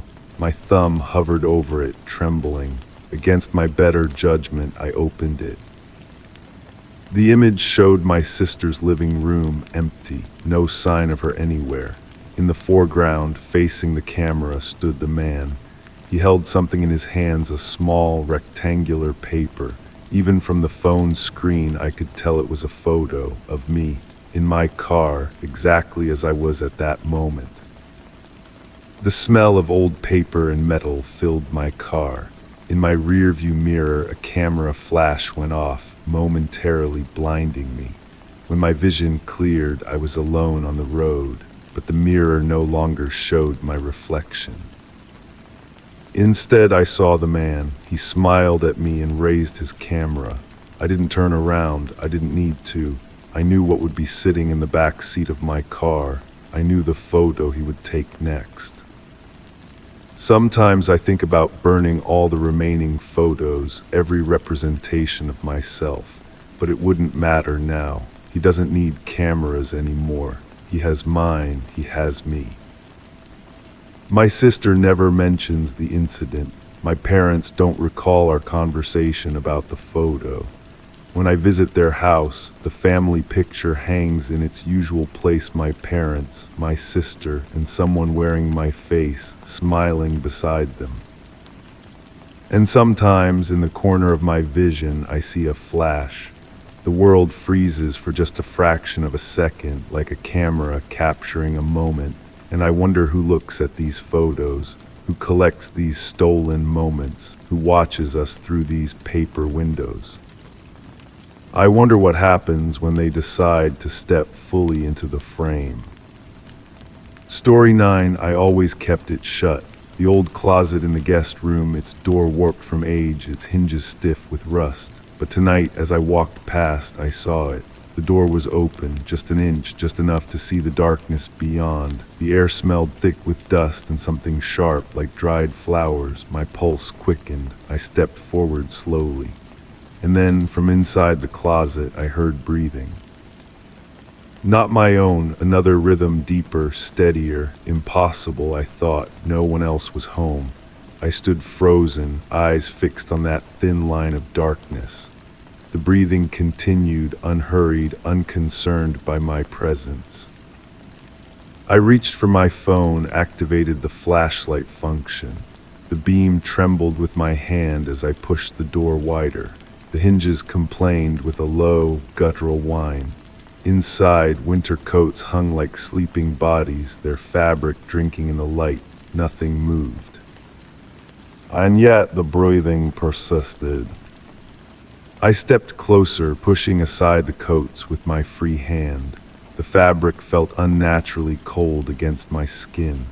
Behind the coats, the closet wall appeared normal, faded wallpaper peeling at the corners, a few old water stains creating abstract patterns. Nothing unusual except for the breathing, which seemed to emanate from everywhere and nowhere at once. I placed my palm against the back wall. A vibration passed through my fingertips, subtle but unmistakable. The wall felt wrong, not solid, but pulsing, as if something lived within it. I pulled my hand away, watching as the impression of my fingers remained on the surface for a moment before fading. This was madness. Walls don't breathe. Walls don't retain handprints. I backed away, closing the door firmly. The latch clicked into place, a sound that had always meant security. Now it felt like sealing myself in with something unknown. That night I slept in my own room, the door locked. Sleep came reluctantly in fractured intervals. Each time I woke, I strained to listen for breathing beyond my door. Nothing. Just the normal sounds of an old house settling. Morning arrived with comforting normalcy. Sunlight streamed through the curtains, birds chirped outside my window. I made coffee, trying to convince myself that exhaustion had played tricks on my mind. The closet incident retreated to the realm of half-remembered dreams. Until I heard the distinct sound of a door opening. My coffee mug froze halfway to my lips. The sound had come from the guest room. I set the mug down, my appetite vanishing. Logic urged me to investigate, to prove to myself that it was just the house settling or the wind coming through a cracked window. Fear urged me to walk out the front door and never return. I chose logic, though my body protested with each step toward the guest room. The closet door stood wide open now, revealing a darkness deeper than the room warranted. The breathing had returned, louder, more insistent. I reached for the light switch, but nothing happened when I flipped it. The bulb must have burned out, I told myself, ignoring the fact that it had worked perfectly the previous evening. I approached the closet again, this time with daylight at my back. The coats had rearranged themselves, no longer hanging neatly but twisted together in a mass that resembled a crouching figure. I touched one sleeve and it was damp, not with water but with something sticky that clung to my fingers. The wall behind the coats had changed. Where yesterday there had been wallpaper, now there appeared to be a membrane, translucent and twitching. Veins ran through it, carrying dark fluid. The breathing came from within, causing the membrane to expand and contract in a sickening rhythm. I stumbled backward, wiping my hand frantically against my pants. The sticky substance wouldn't come off completely, leaving faint red smears on the fabric. I slammed the closet door shut and wedged a chair against it. its back pressed firmly under the doorknob. I needed to document this. No one would believe me otherwise. I retrieved my phone and began taking photos of the closed door, the chair wedged against it, the red smears on my pants. When I reviewed the images, my blood turned cold. The photos showed the door, the chair, my pants, but no red smears. Instead, my hand appeared blackened, as if severely burned. I looked at my actual hand. It appeared normal, save for a faint redness where the sticky substance had touched it. But in the photos, charred flesh, cracked and peeling. The breathing from the closet grew louder, pushing against the door. The chair began to slide across the floor, its legs scraping against the hardwood. I backed away, still taking photos, still watching the door inch open despite the barricade. The membrane was expanding now, pushing through the opening. It glistened in the daylight, pulsing with that same sickening rhythm. I fled the room, slamming the door behind me. My breath came in ragged gasps as I leaned against the hallway wall, clutching my phone. I needed help. I called a friend, trying to explain what was happening without sounding completely insane. They agreed to come over, their voice tinged with concern that I knew wasn't for the situation, but for my mental state. While waiting, I reviewed the photos again. They had changed. Now they showed the closet door wide open, the membrane fully extended into the room, and a figure myself standing before it, arms outstretched as if in welcome or supplication. But I had never assumed that pose. The photos were showing events that hadn't occurred. Or hadn't occurred yet. The doorbell rang. My friend had arrived. I rushed to answer it, relief washing over me at the prospect of another person, another witness. But when I opened the door, no one was there, just the empty porch, the quiet neighborhood beyond.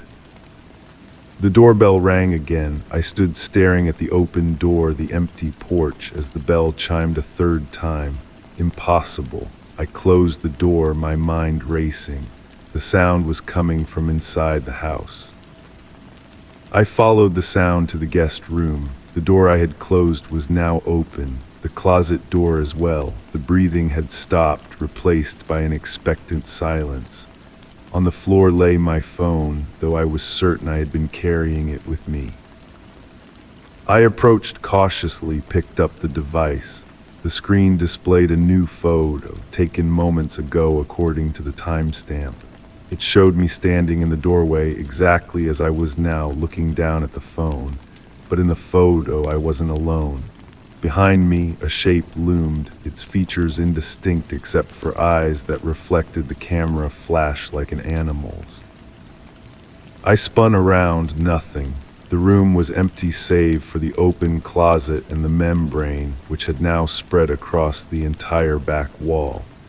It pulsed rhythmically, expanding further into the room with each beat. My phone buzzed in my hand, a text message from my friend, standing outside, knocked several times. Where are you? Another message followed. Your car is here. All the lights are on. Front doors unlocked, but no one answers. Ice spread through my veins. I was inside, yet my friend was outside, claiming no one answered. I typed a reply with trembling fingers. I'm inside, guest room, something's wrong, come in. The response came instantly. I am inside, whole house is empty. Where are you? A sound behind me. I turned to see the membrane bulging outward, a human shape pressing against it from the other side. Fingers pushed through, then a hand, then an arm reaching toward me. The skin was pale, the nails blackened. I recognized the watch on the wrist. It was mine. The arm withdrew, the membrane sealing behind it. My phone buzzed again. Found something weird in your guest room closet. Come home. The message was from my own number. I ran out of the room down the hallway toward the front door that would lead me to safety, to normalcy. But the hallway stretched before me, impossibly long.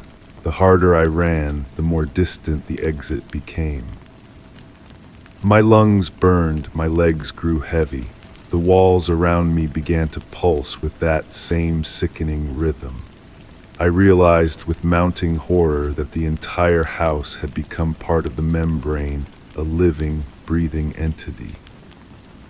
I collapsed to my knees, gasping for air. The floor beneath me felt soft, yielding. It pulsed against my palms. I was no longer running on hardwood, but crawling across living tissue. My phone buzzed one final time. The message contained no words, just an image, a photo of myself, kneeling exactly as I was now. But in the image, the floor beneath me had parted like lips, revealing a darkness that waited to swallow me whole. The floor beneath me softened further. I felt myself sinking, the membrane parting to accept me. I clawed desperately at the dissolving surface, my fingers sinking into the living tissue of what had once been my home. The last thing I saw before the darkness closed over me was my phone, displaying one final message: welcome home. Now I float in darkness in the space between walls. I am not alone here. Others drift beside me, through me, their forms barely perceptible in the gloom. Sometimes I press against the membrane, reaching toward the light beyond. Sometimes I see faces on the other side, confused, frightened, curious. I try to warn them, but all that emerges is the sound of breathing. I always kept it shut, the old closet door in the guest room, but now I am the one who opens it, just an inch, just enough to let the darkness whisper, just enough to invite another curious soul to step closer, to reach out, to join us in the space between. The breathing you hear at night, that's me, waiting, watching. The closing door you hear when no one's there, that's me moving through your home, testing the walls, finding the weak spots where the membrane is thinnest. And when you find a door that should be closed standing mysteriously open, that's me inviting you in. I promise you'll never leave, and after a while you won't want to. Story 10. The night lay still, cloaked in a shroud of mist that turned the streetlights into faint, twinkling stars. Nestled in my beloved armchair, I idly observed the shadows pirouette across the walls of my study, cast by the flickering candle flame on the side table. The time-worn wooden floor exuded a comforting mustiness that only well-lived homes possess, while the hush was intermittently interrupted by the rhythmic tick-tock of the pendulum clock. In a moment of quiet reflection, I discerned something peculiar. Amid the familiar shadows dancing on the wall, there was one that moved to a different cadence. While the others swayed in sync with the flame's dance, this particular shadow seemed to possess a will of its own, tracing unseen paths on the wall. Initially, I dismissed it as a trick of my fatigued mind. After toiling late into the night for weeks, my eyes often played tricks on me. Closing the book in my lap, I rose to investigate the anomaly more closely. As if sensing my scrutiny, the shadow timidly retreated to the corner of the room. I approached, scrutinizing the plastered surface. The uneven texture naturally cast minor shadows, but the one that captivated me was distinct. It held a tangible density, a solidity that belied its nature as a mere absence of light. Tentatively, I reached out to touch the wall at the exact spot where the shadow lingered. The surface felt chillingly cold, markedly colder than the surrounding wall. In the ensuing days, I began noticing other peculiarities. The shadow manifested at varying times, always in solitude, always when the light waned enough to birth shadows, yet lingered enough to prevent their complete dissolution. Sometimes it manifested in the hallway, other times in the kitchen, but always with a curious, almost bashful demeanor. One evening, while engrossed in writing at my desk, I sensed a presence behind me. It was not the disquieting sensation of being watched, but rather akin to feeling a feline gaze upon you in silence. Turning slowly, I beheld the shadow projected on the closed door of my study. This time it held its ground as if observing me in return. It was then that I noticed a detail that had eluded me thus far. The shadow bore no origin. Every known shadow is cast by an object, a person, an animal. Yet this one existed independently, as if it were a sentient entity in its own right. I began communicating with it, not through words but gestures and movements. In response, it danced upon the wall, forming shapes that almost resembled letters, fleeting in their existence. Sometimes a semblance of a message surfaced, while other times they dissolved into meaningless arabesques. With time, its presence became familiar, almost soothing. On nights when slumber eluded me, I sought it out, anticipating its distinctive motion amidst the ordinary shadows. It was akin to having a silent companion, a custodian of the nocturnal hours. The shadow's origins remained a mystery to me. I delved into research, perused ancient tomes, even consulted experts in the occult, yet none could proffer a definitive explanation. Some posited physical anomalies, others spoke of residual energy manifestations, but none encapsulated the true essence of its presence. Now, seated in my armchair penning these words, I glimpse the shadow gently stirring in my peripheral vision. It has become an integral part of my daily existence, a riddle I have grown accustomed to without ever truly deciphering. I often ponder if it, too, contemplates my essence, if I am as enigmatic to it as it is to me. The candle on the side table nears its end, and I am aware that soon the shadow will dissolve into the encompassing darkness, only to reappear when a new light births the requisite space for its existence. And I shall remain here, awaiting its return, engaging in this silent dialogue between a man and a phantom shadow. Story 11. In my new home, the hallway held a secret known only to me, a collection of doors, each revealing a different facet of the house's history. The bathroom spoke of bygone eras with its vintage tiles, while the bedroom whispered tales through its faded wallpaper. The kitchen, with its worn linoleum floor, bore witness to countless meals shared and memories made. But it was the last door, painted a shade darker than the rest, that beckoned me with its enigmatic allure. Behind it, a hidden space awaited, resembling a basement yet lacking any visible means of descent. During those early days in the house, as winter winds murmured through the cracks in the windows, I found myself drawn to that mysterious door. Peering into the depths below, I beheld a sight both captivating and perplexing. An unseen light illuminated the concrete floor 8 feet down, casting a soft glow that seemed to defy logic. The space appeared pristine, almost unnaturally so, its smooth walls and corners blending seamlessly into darkness despite the illumination. Curiosity piqued, I reached out to my real estate agent, only to be met with confusion and denial.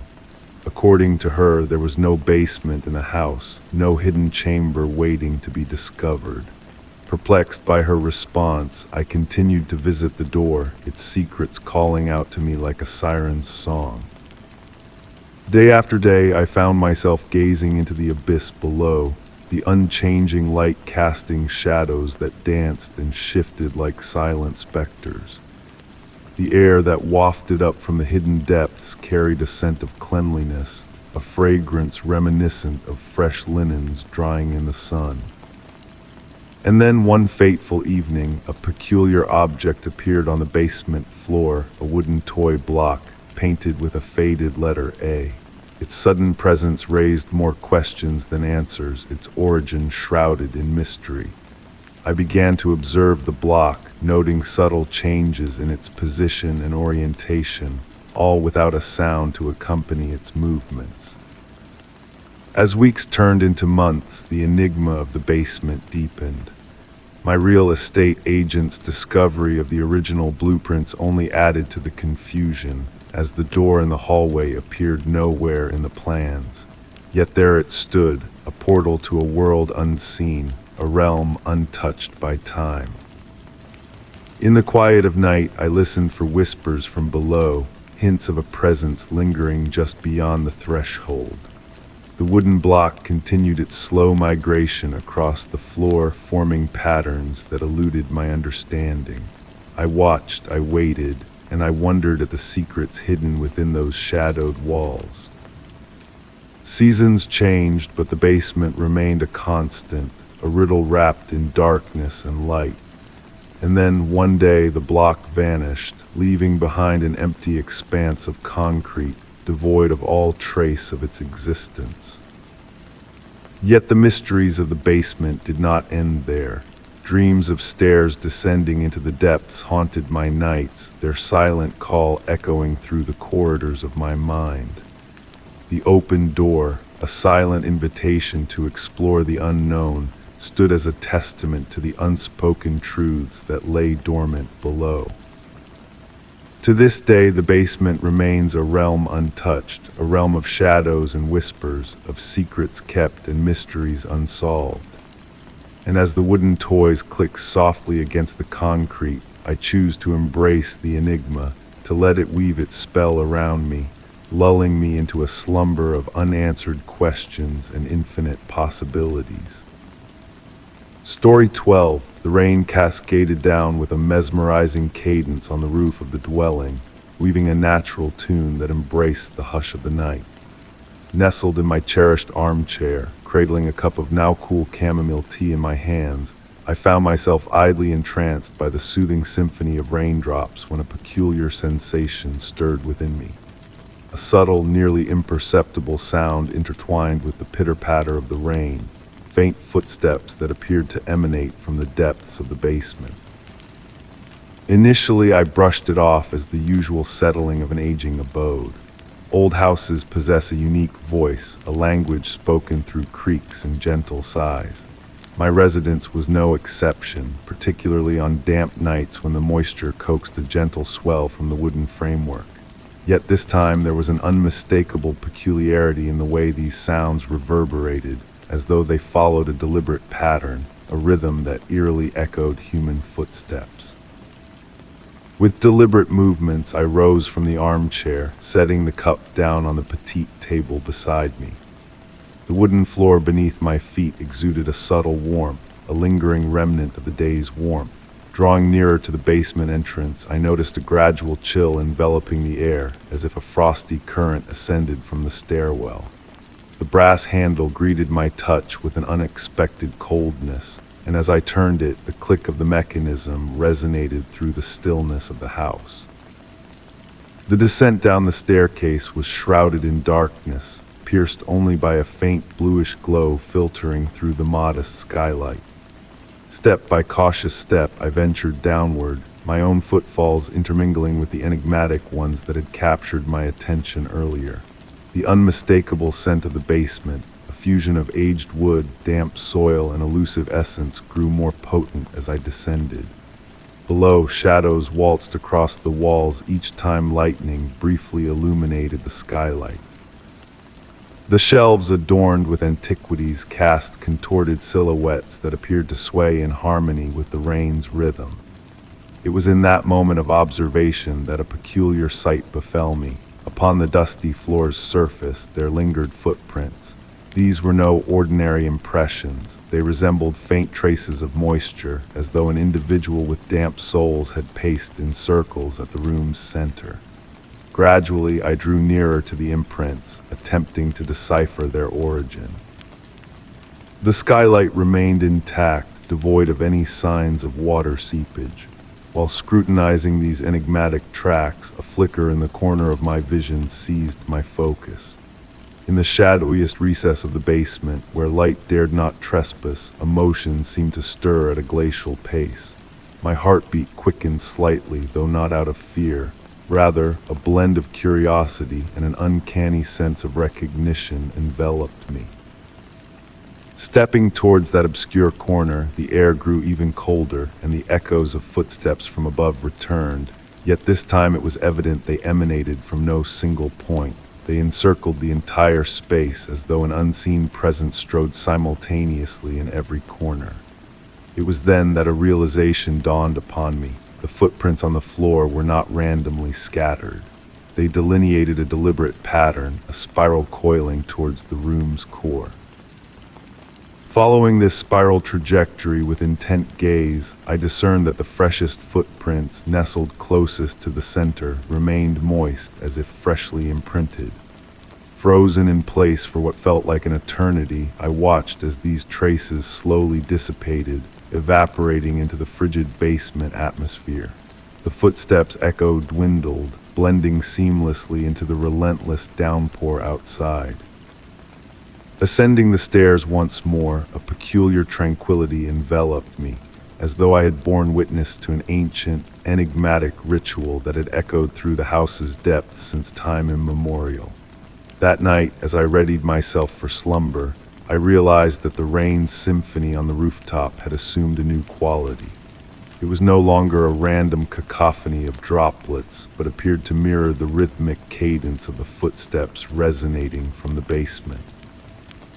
Drifting off to sleep with that harmonious melody lingering in my ears, I pondered whether the footsteps would revisit the following night, and if this time I would summon the courage to linger in anticipation of unveiling the mystery behind the ethereal footprints etched in the dust. Story 13. The night draped the house in a cloak of profound quietude, broken only by the soft tap-tap-tap of raindrops on the window panes. Nestled in my cherished armchair, I observed the shadows waltz across the walls, moving in sync with the flickering firelight from the hearth. The warmth enveloped me like a snug quilt, while the fragrance of burning wood mixed with the aroma of vanilla tea cradled in my hands. In that moment of utter tranquility, a peculiar sight caught my eye in my niece's toy chamber, peeking through the slightly ajar door. An antique porcelain music box, a keepsake from Grandma, seemed to emit a faint bluish radiance. I couldn't recall ever seeing it shine so before. Slowly I eased up from the armchair, placing the teacup on the wooden side table. Each step on the floor produced a gentle creak that merged with the rain-s rhythm, creating an almost hypnotic tune. As I neared the door, the glow intensified yet retained its gentle essence, akin to moonbeams shimmering on placid waters. The toy room was a haven of recollections and enchantment. Weathered shelves housed porcelain dolls in Victorian attire, vibrant toy locomotives, and plush creatures with benevolent gazes. The music box occupied a prominent spot on the central shelf, encircled by tiny crystals my niece had gathered during her garden strolls. The porcelain ballerina atop the music box, typically frozen in her eternal pose, swayed ever so slightly, as if brushed by an unseen breeze. Drawing nearer, I noticed the room's temperature was notably cooler than the rest of the house. My breath formed wispy clouds in the air, while the crystals surrounding the music box seemed to react to its glow, casting minuscule rainbows on the walls. The ballerina continued her imperceptible movements, and I could almost discern a faint melody in the distance, like a musical whisper from bygone days. Reaching out towards the music box, the blue light pulsed gently at that instant. The other dolls on the shelf seemed to have turned their heads slightly in my direction, yet when I blinked, they had resumed their original positions. The melody grew clearer. It was a lullaby Grandma used to sing, a tune I had believed faded from memory. The music box commenced to rotate on its own, ever so slowly. The ballerina pirouetted with an unearthly grace, her motions fluid like those of a living dancer. The crystals now cast intricate patterns on the ceiling, weaving designs that seemed to narrate tales of eras long past. The room's atmosphere thickened with memories, as if time had condensed around that small, enchanting object. I stood transfixed, spellbound by the spectacle unfolding before me. The music from the box intertwined with the rain's cadence, crafting a symphony that whispered of yearning and veiled enigmas. The room's shadows appeared to sway to the music's beat, and for a fleeting moment I sensed a presence, as if I was not alone in witnessing this private exhibition. Slowly the melody began to fade, like a dream slipping away upon waking. The blue light of the music box dimmed to a faint glimmer, and the ballerina ceased her dance, frozen once more. Silence descended upon the room, but it was a different silence, pregnant with significance and enigma. Returning to my armchair, I lifted my now tepid tea. Gazing at the dying embers in the fireplace, I pondered Grandma and her fondness for objects steeped in history. I contemplated if she had ever encountered something akin to this, if the music box had always harbored that magic, or if it was a rare gift bestowed upon select moments and observers. Since that night, whenever I pass by the toy chamber, I steal a glance at the music box. Sometimes I catch a fleeting hint of a blue glow or hear the initial notes of that forgotten lullaby. Yet perhaps it is only memories pirouetting in my mind, like that porcelain ballerina on that rainy evening. Story 14, the night held a unique flavor, a taste of autumn seeping into your very core, whispering promises of lengthening nights. Nestled in the armchair of my study, I savored the gentle caress of the wind outside, a soft melody woven by the rustling leaves. Amidst this tranquil moment, a noise stirred from the depths below, a faint sound akin to the whisper of ancient parchment. Initially dismissing it as the routine settling of the house, those customary nocturnal murmurs, I rose from my seat, driven more by curiosity than alarm. The warm glow of the desk lamp enveloped me in a golden embrace as I made my way towards the basement door. Each step on the wooden staircase uttered a soft creak, as if divulging age-old secrets. The air grew cooler with each descent, carrying hints of damp earth and forsaken books. In the basement, shadows swayed to the rhythm of a flickering light bulb, casting an eerie dance upon the walls. The space, familiar yet altered that evening, housed neatly arranged boxes and shrouded furniture resembling slumbering spirits. Amidst this semblance of normalcy, my gaze fixated on a detail previously unseen. Nestled in the far corner, where light struggled to penetrate, stood a door. Simple in its design, crafted from dark wood sans adornments, this door puzzled me. Despite numerous hours spent organizing in the basement, I had no recollection of ever encountering it before.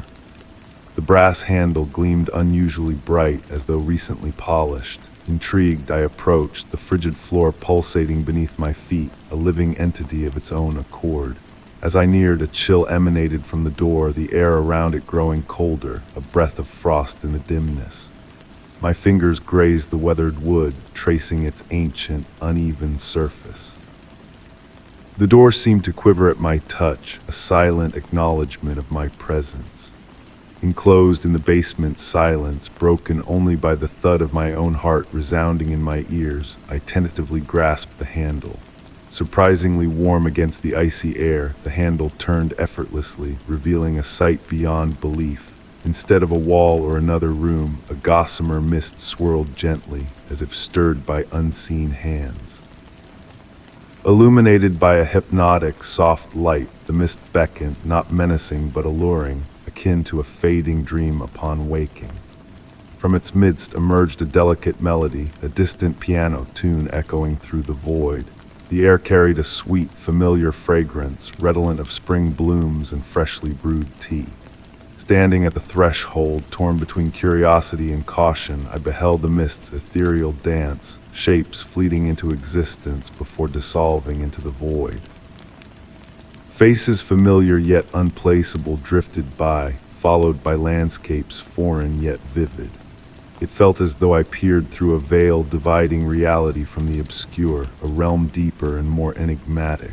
Stepping back, I gently shut the door.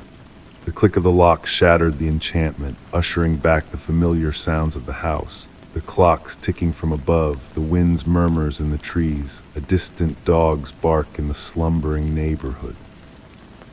Ascending the stairs leisurely, I carried with me a sense of unearthing the extraordinary.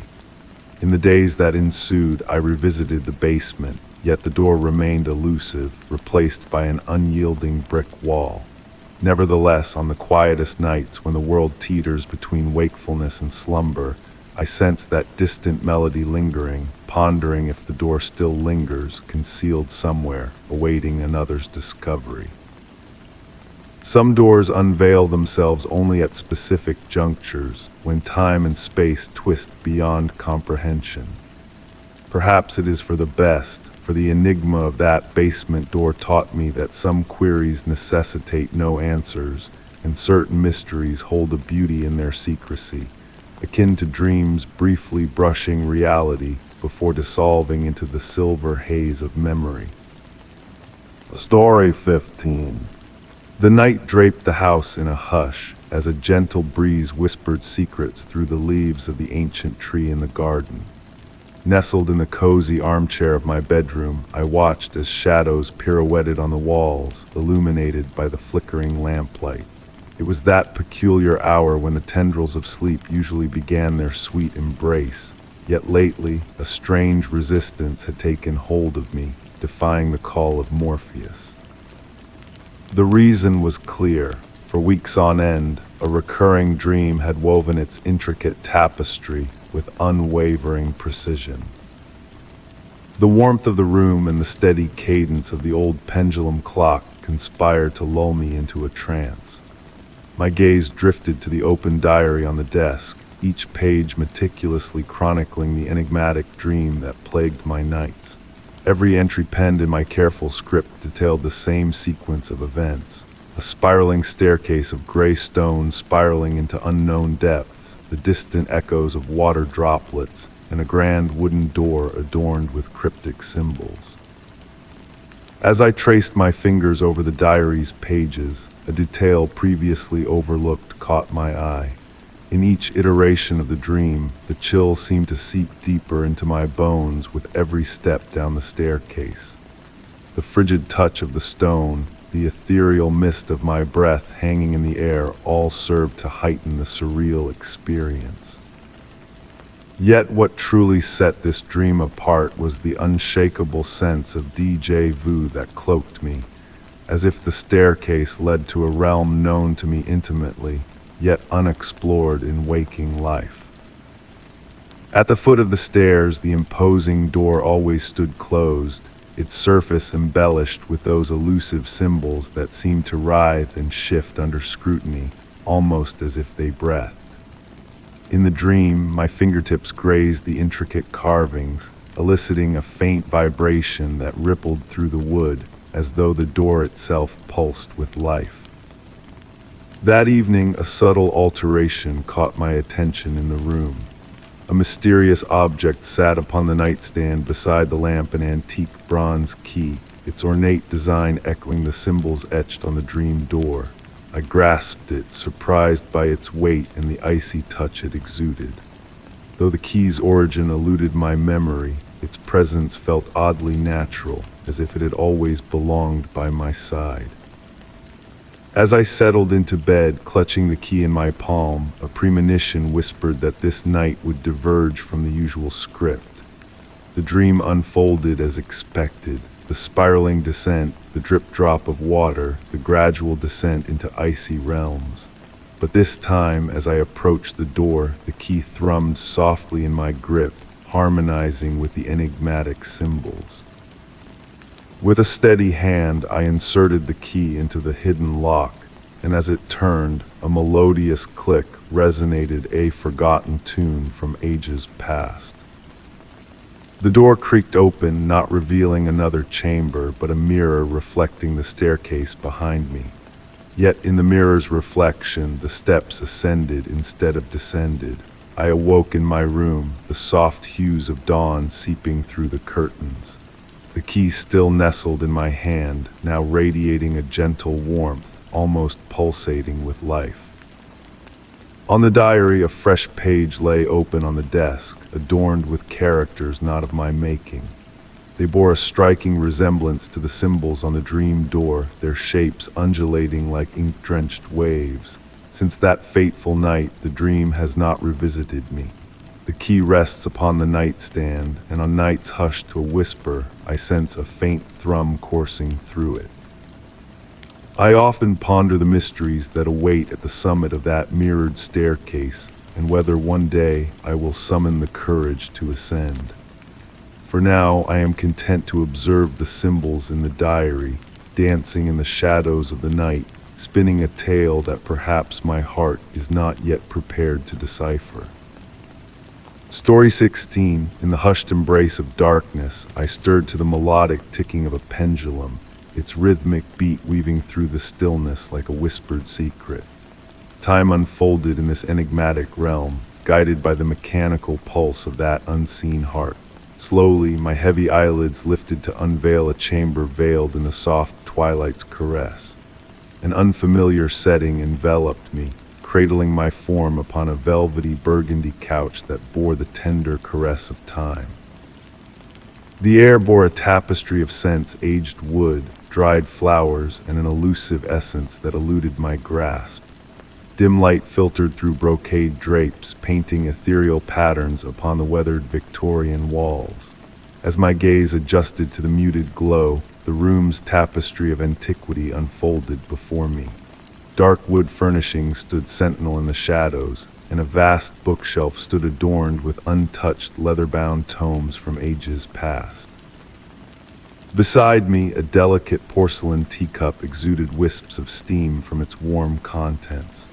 Rising from my repose, every limb protested as though awoken from a timeless slumber. Each step upon the Persian rug echoed softly, leading me to the window veiled by heavy drapes. Drawing them back gently, the misty garden outside swayed with a spectral grace, its forms obscured by the veil of evening. A disquieting revelation awaited me in the glass, a garb not my own adorning my frame. A linen shirt, brocade vest, and velvet trousers bespoke a bygone era, tailored to perfection yet alien to my essence. Tracing the fabric's weave, a subtle tremor coursed through me, drawing my focus to an unseen movement within the room. Yet all lay still, save for the relentless pendulum measuring the elusive passage of time. Resolved to unravel the mysteries enveloping me, I ventured beyond the chamber's confines. The door yielded with a muted groan, ushering me into a dimly lit corridor adorned with enigmatic portraits whose gaze seemed to follow my every step. The aged floor creaked beneath my feet, amplifying each sound in the silence's embrace. Ascending a chilling staircase, familiarity tinged the cold banister beneath my touch. As the upper floor loomed before me, a series of closed doors bore inscriptions shrouded in the dimness.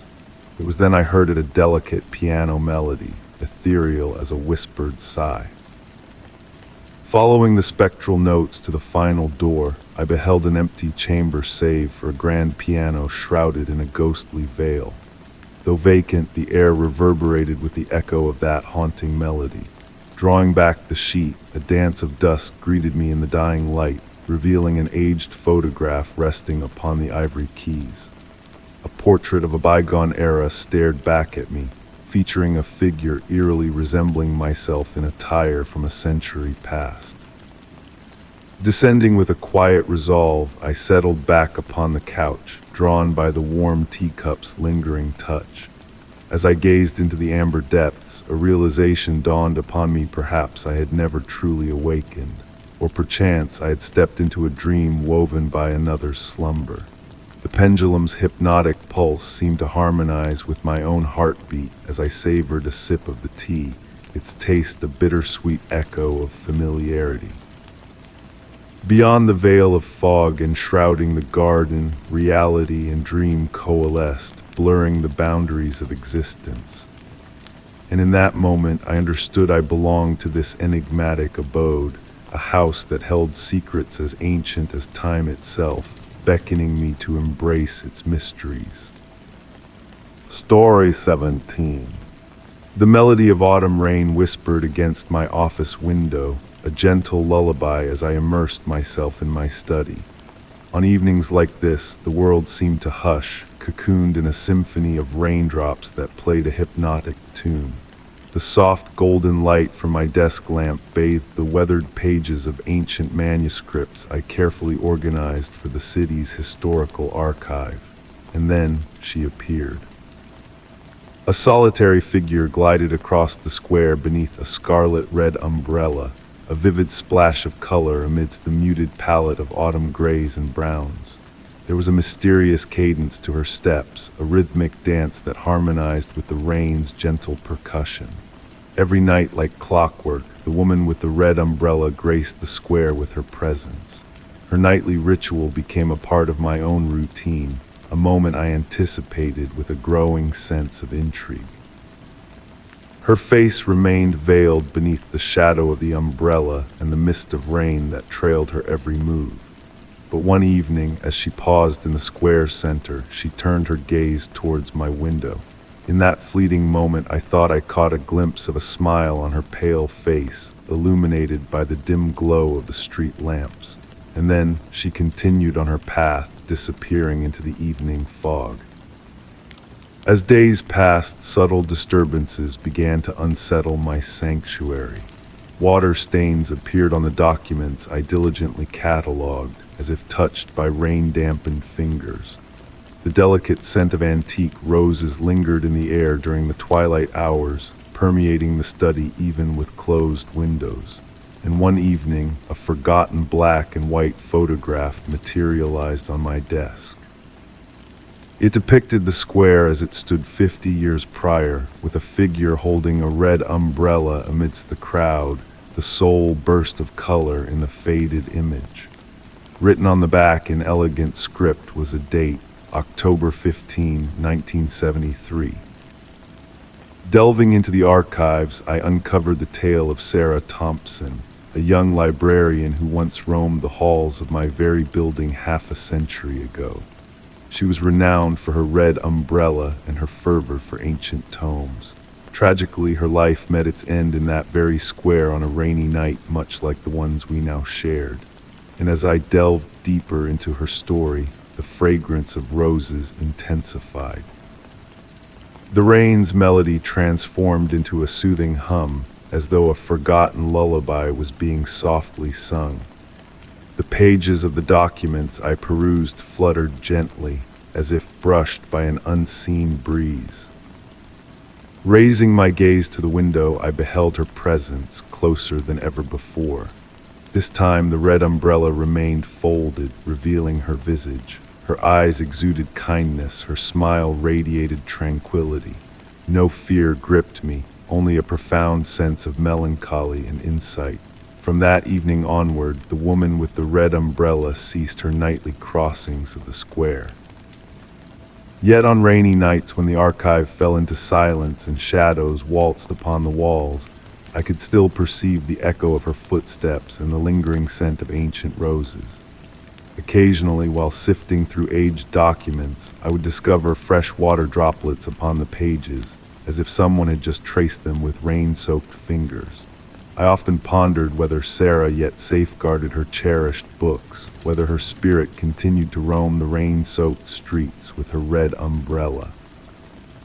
This tale, a secret shared solely between myself and the shadows of the library, remained untold to others.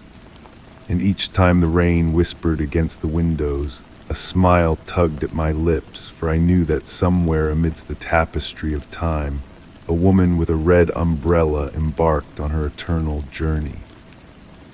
Story 18, the autumn breeze whispered through the trees, a gentle melody harmonizing with the hushed chatter of passers-by. Seated on my favorite park bench, I watched the ebb and flow of people strolling along the winding paths. The air was cool, carrying the earthy fragrance of moist soil and rain-kissed wood. Despite holding a book in my hands, my focus was drawn to a subtle, elusive feeling that had lingered for days. It all began with a faint touch. One morning on my way to work, a tingling sensation crept up my neck, a sensation of unseen eyes upon me. Turning around, I saw only the usual rush of commuters hurrying past. In the days that followed, the feeling grew stronger, more palpable. During lunch breaks, grocery runs, and moments at my cherished cafe, it persisted. As the crowd continued to move around me, a woman in a crimson coat checking her phone, an elderly man with a polished cane, I sensed a shift in the familiar surroundings. An unnameable presence wove through the throng, a subtle disturbance. Closing my book, I rose from the bench, opting for a stroll. The sky blushed with amber hues as streetlights flickered to life. Each step echoed on the pavement, the unseen shadow trailing at a constant distance. Pausing by a store window, I scrutinized the reflections of passers-by, noting an uncanny consistency in one face. Obscured yet ever present, it seemed to glide amidst the crowd, vanishing and reappearing with ease. Continuing on, I navigated side streets, the crowd thinning but the sensation lingering. Settling on a bench in a tranquil square, framed by illuminated windows of aged buildings, I made a disquieting realization. Multiple gazes were fixed on me, a silent ballet of shifting watchers passing an unseen baton. Some faces recurred. A woman with a sapphire scarf, a bespectacled man, a boy with a backpack. Retracing my steps homeward, the weight of those unseen eyes bore down. The streets now deserted, the evening silence only amplified the eerie awareness. At my window, overlooking the quiet street, the enigma continued.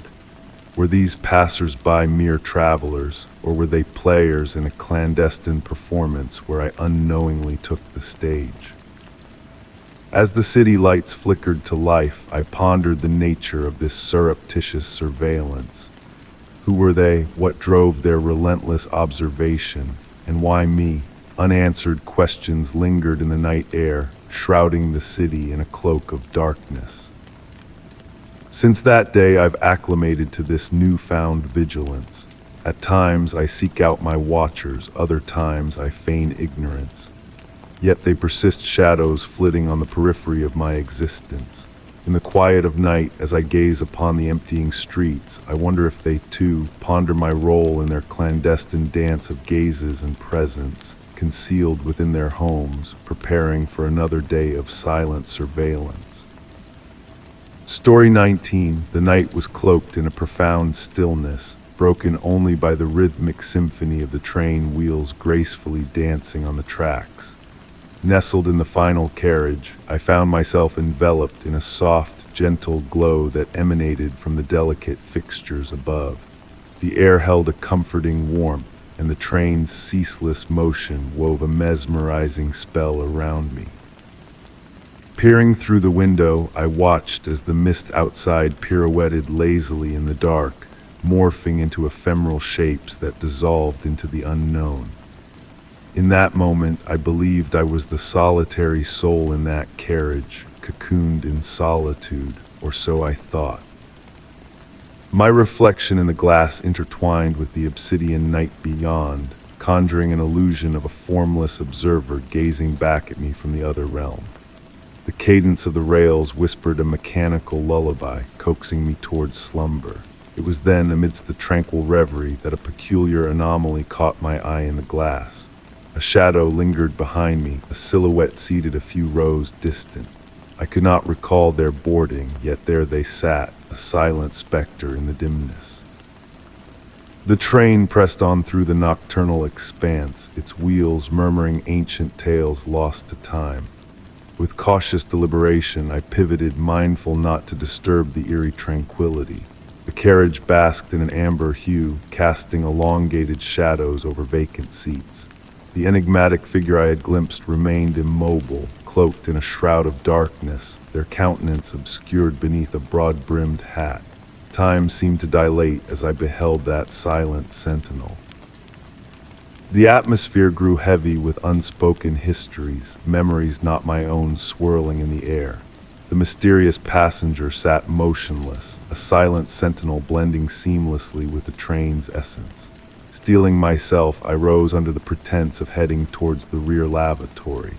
As I drew nearer to the enigmatic presence, I discerned that their garment absorbed light, exuding an icy chill. A delicate fragrance of lavender and aged parchment hung in the air, a spectral perfume. Passing by the seat occupied by the mysterious voyager, I felt time halt momentarily, the distant rumble of the wheels fading into a faraway realm. A disquieting realization gripped me beneath that somber cloak. There was no telltale sign of breath, no hint of life. Arriving at the end of the carriage, I hesitated, torn between advancing to the next car or retracing my steps. The corridor stretched infinitely, hypnotic patterns swirling under the dim illumination. Glancing back, the seat once inhabited by the enigmatic figure now lay vacant. In its stead rested an ancient train ticket, weathered with the passage of time. Trembling, I retrieved the ticket, its date marking a half-century past on this very day. The ticket exuded a residual warmth, as though recently held. Returning to my seat, I clutched the ephemeral relic, a tangible echo of the surreal encounter. The train continued its nocturnal voyage, the wheels' cadence a soothing refrain. Beyond the misted window, shadowy forms seemed to tread in parallel to the train, companions on its enigmatic journey. As weariness draped over me like a silken veil, I pondered how many others had crossed paths with that enigmatic passenger on the final train of the night. The ticket, my sole memento of the encounter, wavered on the brink of evanescence, akin to a wisp of dream fading at dawn. Through the night, the train bore its enigmatic secrets and spectral passengers, both seen and unseen. Drifting towards slumber, a faint trace of lavender lingered in the air, accompanied by the ethereal echo of footsteps fading down the corridor of the carriage. Story 20. The gentle flicker of candlelight painted ethereal shadows across the walls of my room, setting the stage for another tranquil evening in solitude. Outside, the rain whispered its soft melody against the window panes, a lullaby that synchronized perfectly with the rhythm of my breath. Surrounded by the timeless embrace of antique wooden furniture and the comforting aroma of leather-bound books, I found solace in the quietude of the night. Yet on this particular evening, a subtle shift in the air hinted at something out of the ordinary. Seated at my vintage writing desk, a peculiar sound captured my attention, a faint, almost imperceptible scratching that seemed to echo from within the very wall beside me. Initially dismissing it as the natural settling of an aging house, I couldn't shake the feeling of a deliberate pattern hidden within the sporadic noise. As curiosity tugged at my senses, I leaned closer, pressing my ear against the weathered wallpaper. The scratching, once a mere background murmur, now revealed a structured cadence, as if each stroke held purpose. Intrigued, I let my fingers explore the wall's surface, searching for any anomaly. A subtle warmth beneath my touch led me to a discovery. Concealed beneath a layer of aged paper lay a series of enigmatic symbols etched into the plaster with intricate precision. These markings, far from random, formed a cryptic sequence of 12 symbols, repeating in mesmerizing variations like a silent chant waiting to be deciphered. Captivated by their enigmatic allure, I retrieved my notebook and painstakingly transcribed the symbols, each stroke seemingly unveiling a fragment of a forgotten dream. In the flickering glow of the candle, the symbols danced before my eyes, their meaning elusive yet strangely familiar. They morphed with each passing moment, at times resembling ancient glyphs, at others, intricate equations that teased the boundaries of comprehension. The ambient melody of the rain intertwined with my investigation, casting a hypnotic spell over the room. As I delved deeper into the mystery, I uncovered more hidden sections of the wall, each unveiling a new set of symbols that expanded like ripples in a pond. Running my fingers over the intricate carvings, I could almost sense a faint pulse emanating from them, a subtle energy that defied explanation. Outside, the rain intensified, harmonizing with the pulsating rhythm of the symbols as if nature itself whispered secrets through the storm. Approaching midnight, an anticipatory hush enveloped the room as the scratching subsided, replaced by a gentle hum that resonated from the wall. It was a melodic vibration, akin to distant voices weaving an ancient ballad that eluded my understanding. Hours slipped away unnoticed as I meticulously documented each symbol, their enigmatic dance across the pages mirroring the elusive nature of the night. When weariness finally claimed me, I reluctantly yielded to sleep, the rain's gentle cadence still a backdrop to my dreams. In that liminal state between wakefulness and slumber, faint whispers seemed to emanate from the wall, not menacing, but rather a shared secret between kindred spirits, whispered in the language of the ancients. With the dawn's arrival, a new light bathed the room, casting the symbols in a subdued glow. Running my hand over them one last time, I acknowledged the futility of unraveling every mystery.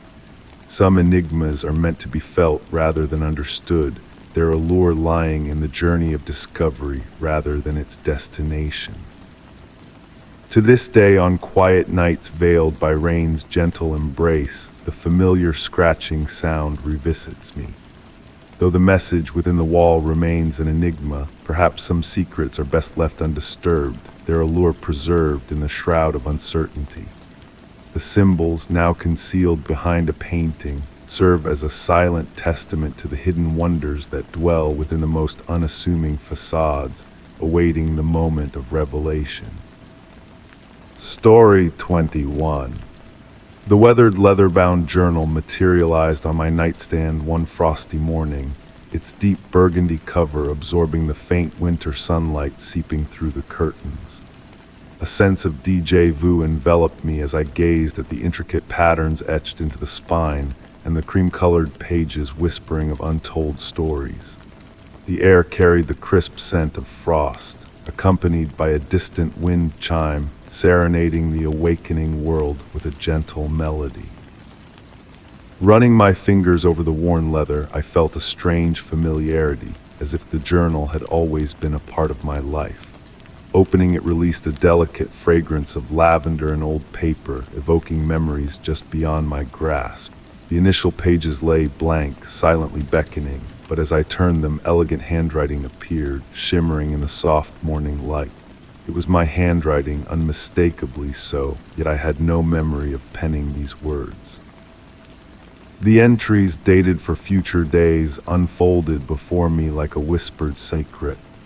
Simple prophecies manifested with quiet precision, chance encounters, hidden treasures unearthed, ethereal midnight serenades. Each prediction came to fruition, like gentle ripples on a tranquil pond, shaping my days in subtle ways.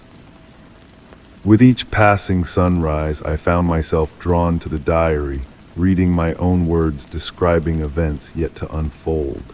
Conversations transcribed verbatim, sunsets painted with poetic accuracy, raindrops foreseen before they kissed my skin. The diary wove a tapestry of gentle mysteries and subtle revelations, transforming each day into a dreamlike journey. One entry foretold the aroma of freshly baked bread drifting through my window, followed by an unexpected visitor bearing warm rolls, leaving no trace of their identity. Another spoke of an enigmatic melody echoing in the garden, its source hidden from sight, a fleeting gift of the unknown. Time itself became a dance of anticipation and reflection. Shadows pirouetted on walls, the air whispered secrets of rain, and silence sang lullabies in the stillness of night.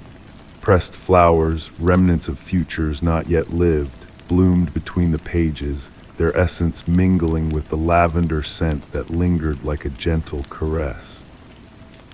As days turned into weeks, the entries faded once their prophecies came to pass, dissolving into the pages like morning mist. New predictions emerged, maintaining the delicate balance between mystery and solace, guiding me through the uncharted waters of time. The origin of the diary remained a mystery, its purpose a silent enigma. Some questions, I realized, were meant to be embraced rather than answered, their allure adding to the journal's mystique. It taught me to welcome the unknown with open arms, finding solace in the unfolding of each day.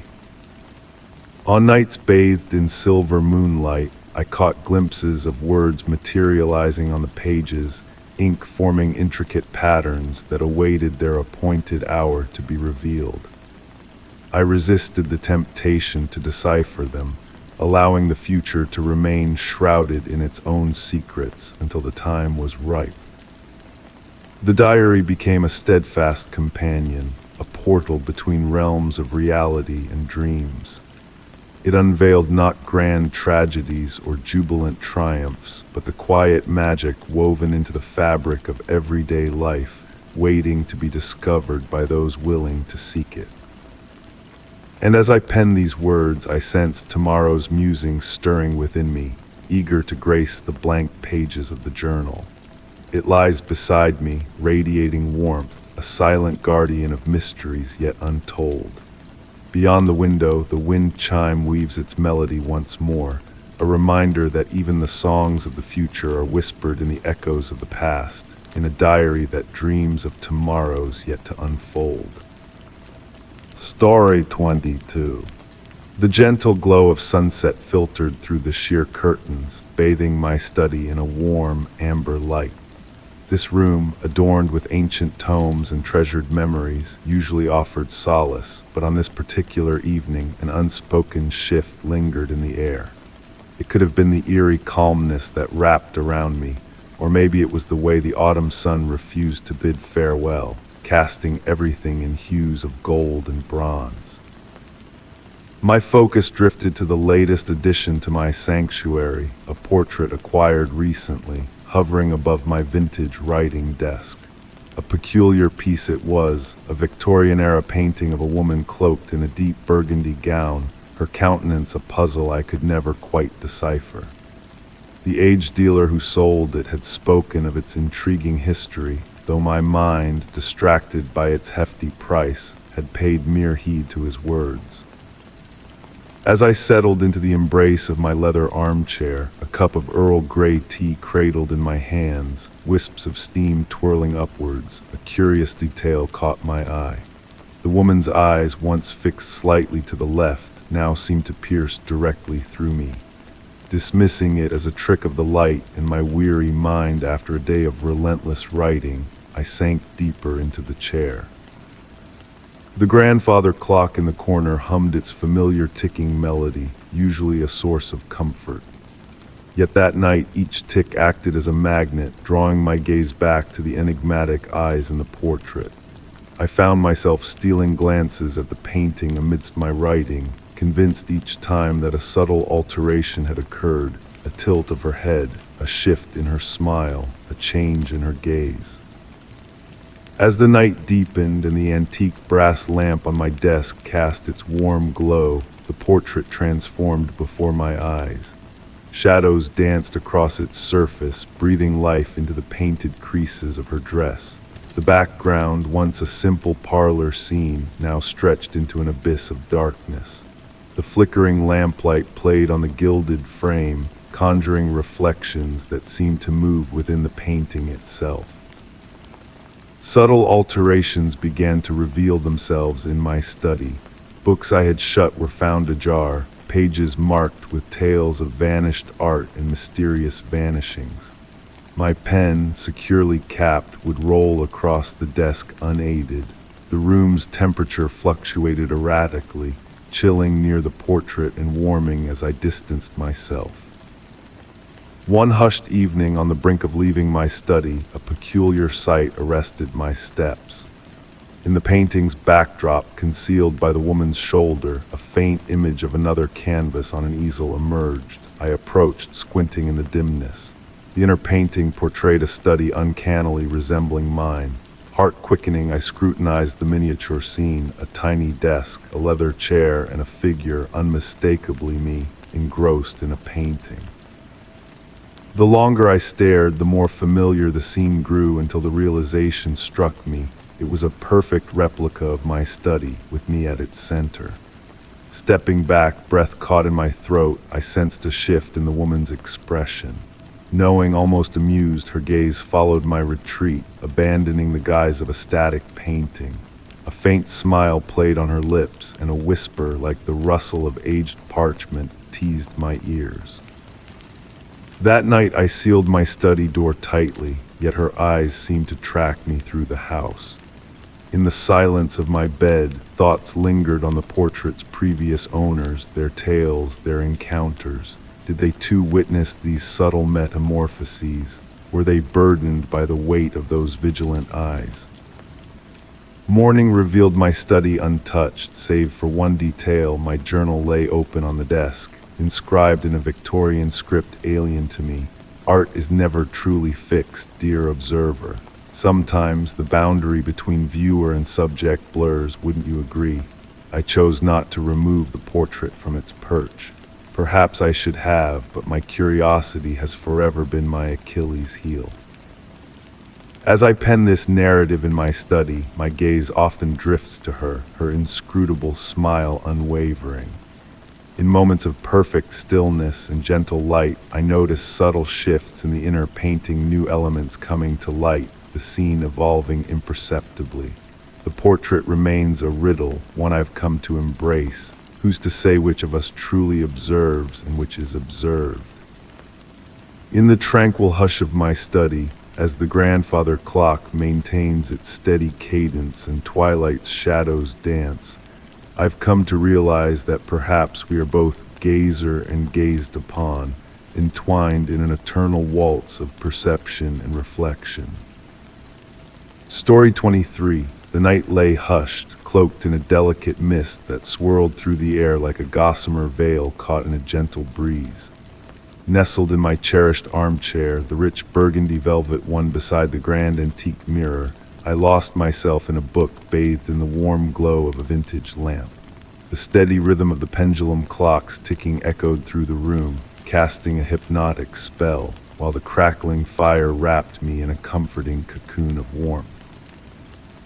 It was in this moment of serene stillness that I detected a peculiar anomaly. Initially, it was a fleeting notion, akin to catching a glimpse of movement in one's peripheral vision. Lifting my gaze from the pages, I beheld my reflection in the ancient mirror. The golden frame, adorned with intricate floral motifs, shimmered faintly in the flickering firelight. A subtle chill ran down my spine as I scrutinized my mirrored self. Something felt amiss, imperceptibly so. Tilting my head slightly, I noticed my reflection mirrored the movement with a slight delay, as though attempting to mimic rather than faithfully replicate my actions. I sought to dismiss it as mere fatigue or the capricious interplay of shadows in the flickering firelight. Yet the more I observed, the more disquieting the realization became. When I raised my right hand, the reflection hesitated momentarily before mimicking the gesture. A faint delay marked its response to my smile. The crackling of wood in the fireplace now sounded ominous, as if concealing a cryptic message. The room thickened with an unspoken tension, prompting me to breathe with deliberate restraint. The mingled sense of candle wax and antiquity filled the air, evoking forgotten tomes and faded recollections. Rising from the armchair with measured deliberation, I noted how my reflection moved in uncanny fluidity, executing rehearsed motions rather than mirroring my spontaneous gestures. Its eyes seemed to hold depths veiled from my own sight, harboring enigmatic truths. Drawing closer to the mirror, I discerned further unsettling disparities. The reflected room bore subtle divergences from reality, books arranged differently on the shelves, unknown objects strewn about. An aged photograph depicting a serene seascape in my room revealed a blurred visage fixated on me in the reflection. The pendulum of the clock maintained its relentless tempo, yet in the mirrored realm, time ebbed at a languid pace, hinting at a divergence in temporal currents. The flickering shadows cast by the fire danced upon the walls, weaving spectral shapes that hinted at silent observers. Tentatively, I extended a hand to touch the cool mirror surface, and my reflection reciprocated with an almost beckoning gesture. Our fingertips met on the icy glass, my senses registering the chill, while my reflection's countenance hinted at an entirely different sensation. Stepping back, I watched as the mirrored image hesitated momentarily, as if contemplating whether to follow suit. When it eventually moved, its actions grew increasingly independent, as though gradually asserting its autonomy. Retrieving an old velvet cloth from a drawer, I veiled the mirror, shrouding that disquieting doppelganger of myself. Yet on that fateful night, I haven't unveiled the mirror since. At times, in the still of the night, faint stirrings seem to emanate from behind the velvet cover, as though an unseen presence traverses a parallel realm identical to mine. And in the depths of tranquility, when the house lies enshrouded in silence, I ponder whether that reflection lingers, biding its time, leading a mirrored existence alongside me in a realm of glass and silver. The veracity of that night remains shrouded in uncertainty, straddling the thin line between reality and phantasm.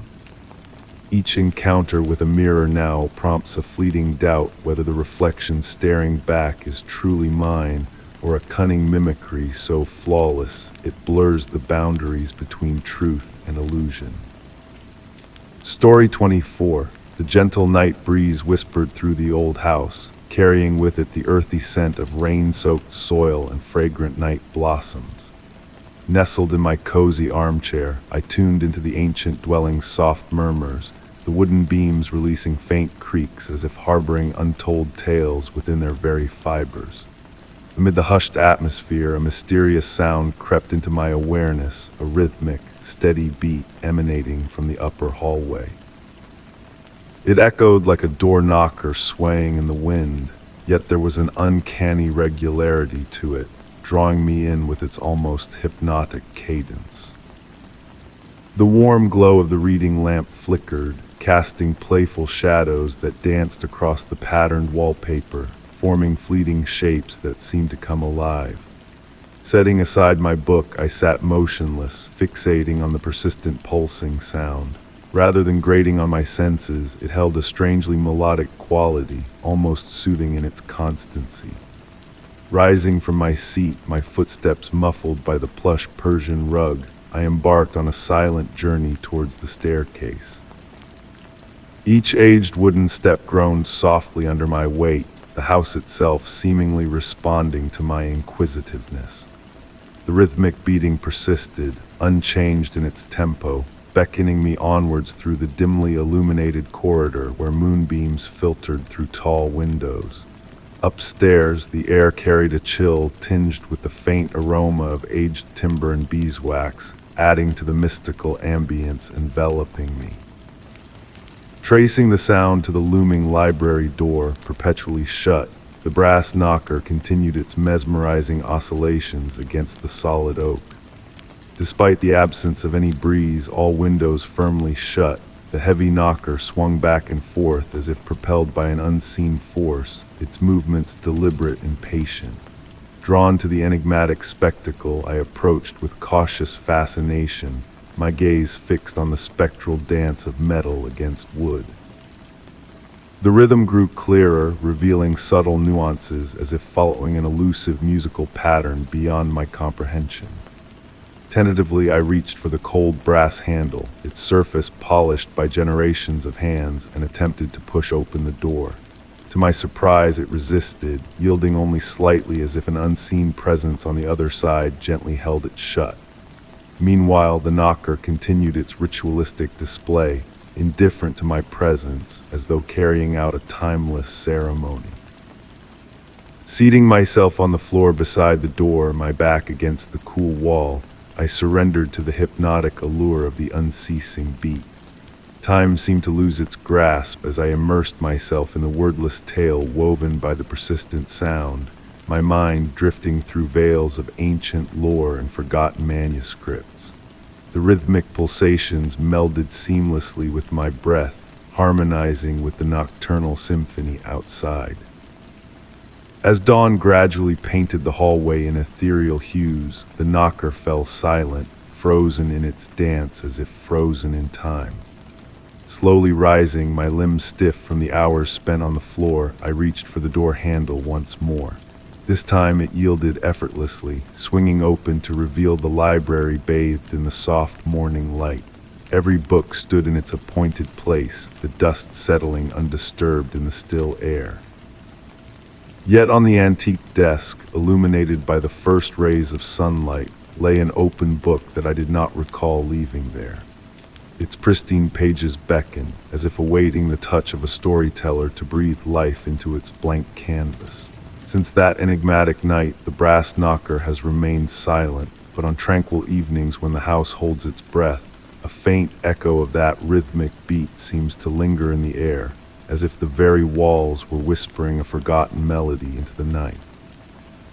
Story 25. The old grandfather clock in the dimly lit hallway chimed the midnight hour, its resonant tones enveloping the ancient house in a soothing melody. Nestled in my favorite armchair, cocooned in the warmth of a woolen blanket, I listened to the gentle murmur of the winter wind whispering through the cracks in the window frames.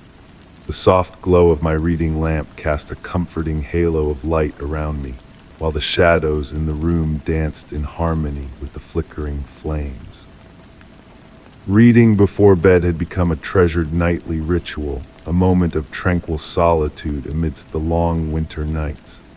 The house settled into its familiar symphony of soft creaks and sighs, like an old friend drifting off into a peaceful slumber. But on this particular night, there was an unspoken shift in the stillness that caught my attention. Setting aside my book, I raised my head, allowing my senses to expand beyond the confines of my lamplight sanctuary. The air felt different, subtly charged with an energy that made my skin tingle with anticipation. It carried a delicate chill, reminiscent of the hushed moment before a snowfall, though the sky outside remained clear and starlit. My gaze wandered to the partially open hallway door, positioned just enough to create a wedge of shadow beyond. As I watched, a peculiar realization crept over me. The darkness within that slice of shadow seemed to possess a tangible density, as if it had coalesced into a more substantial form. Layers of shadow wove together, creating a tapestry of mystery and intrigue. The room's radiator hummed softly, releasing waves of warmth into the space, yet it avoided that particular corner as if respecting an unseen boundary. Leaning forward in my chair, not out of fear but out of a quiet curiosity, I observed as the shadow responded to my focused attention, shifting and undulating in a mesmerizing dance of light and dark. With a sense of wonder, I marked my place in the book with a silk ribbon and allowed my eyes to fully adjust to the play of shadows. The darkness behind the door seemed to come alive, swaying gently as if moved by an invisible hand, creating a hypnotic rhythm that synchronized with the steady ticking of the grandfather clock. Breathing in harmony with this newfound cadence, I felt a sense of serenity wash over me. The shadow moved with a fluid grace, like a silent storyteller weaving tales through subtle gestures and movements. Its presence brought a comforting warmth to the room, a presence that transcended the physical confines of space. As time seemed to stretch and bend in the company of the enigmatic shadow, I found myself immersed in a silent dialogue of observation and response. It reached out in subtle gestures, revealing intricate patterns and shapes that defied logic and reason. These ephemeral manifestations felt like whispers of a forgotten language, a dance of shadows that spoke to the depths of my soul. When the clock struck 1, a subtle shift rippled through the air, and the shadow began to fade, retreating back into the ordinary darkness of the hallway. As it dissolved into the night, a profound sense of peace settled over the room, infusing every corner with a quiet reverence. Picking up my book once more, I sat in the gentle glow of the lamplight, savoring the lingering tranquility that the shadow's visit had bestowed upon me. Sleep beckoned at the edges of my consciousness, and I welcomed its embrace, knowing that my dreams would be filled with visions of darkness that moved like liquid silk and whispered like a trusted friend. To this day, I leave the door slightly ajar each night, inviting that same mystical shadow to weave its silent tales in the quiet hours. And on those rare evenings when it graces me with its presence, I smile in recognition, ready to share another timeless moment with my ethereal visitor from the depths of shadow. Story 26. In the hotel corridor, a warm amber glow enveloped the hallway, filtering through glass lampshades of honeyed hues. The night was deep, shrouded in a silence broken only by the gentle hum of air conditioners. With a suitcase in tow, its wheels gliding soundlessly over the rich burgundy carpet, I made my way towards the elevator. The weariness of a day filled with business meetings pressed heavily upon my shoulders. Pressing the elevator button, I stood there, watching my blurred reflection on the metallic doors. The digital numbers above the elevator ticked down slowly. 654. A soft green light emanated from the display, casting a subtle glow on the walls. The elevator doors parted with a soft chime, beckoning me into the small chamber lined with mirrors and dark wood. My destination was the 7th floor, the pinnacle of the building. Pressing the button, I leaned back against the wall, closing my eyes briefly. The elevator began its ascent, moving smoothly and steadily. The mechanical sounds were barely audible, akin to a deep, rhythmic breath. Upon reopening my eyes, a peculiar sight greeted me in the mirror's reflection. It appeared as though my image lagged slightly behind my movements, a mere fraction of a second delayed. Shaking my head, I attributed this odd sensation to exhaustion. As the elevator glided to a halt and the doors opened, I stepped out into the corridor, only to be met with an unsettling realization. The carpet underfoot was now a dark shade of green, a stark contrast to the burgundy I had traversed on the ground floor. The wall lamps bore a different design, reminiscent of a bygone era with an Art Deco flair I had not noticed earlier. Confirming the display still read the 7th floor, I found myself in a realm entirely transformed. The hallway appeared elongated, constricted, and carried a peculiar scent, a blend of aged books and ancient timber. The room numbers were peculiar, 7A, 7B, 7C, deviating from the conventional numerical sequence I had seen during booking. Turning back towards the elevator, I discovered the doors had sealed shut. Pressing the call button yielded no response. The display above the doors remained dark, as if the elevator had never existed at all. The silence grew dense, almost palpable. Slowly pacing down the elongated corridor, I endeavored to reorient myself. The lights appeared to pulsate gently, akin to a tranquil breath. Each door I passed seemed identical, yet exuded a distinct aura, as if concealing a singular tale within its dark wood frame. At the corridor's end, a figure sat in an antique armchair, casting a mysterious presence. Clad in a vintage doorman's uniform, his snow-white hair impeccably styled, he peered up from a book with a kindly smile. "Are you lost?" he inquired in a serene, familiar tone, as though anticipating my arrival. "I believe so," I responded. "I intended for the 7th floor, but this place." "Ah, this is indeed the 7th floor," he interjected with an enigmatic grin.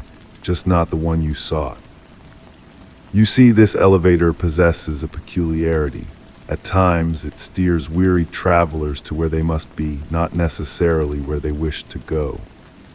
Surveying my surroundings anew, I discerned subtle nuances. Gilded frames adorning the walls held monochrome photographs of joyous individuals clad in period attire, while a wall clock displayed a perplexing time, its hands tracing an anti-clockwise path.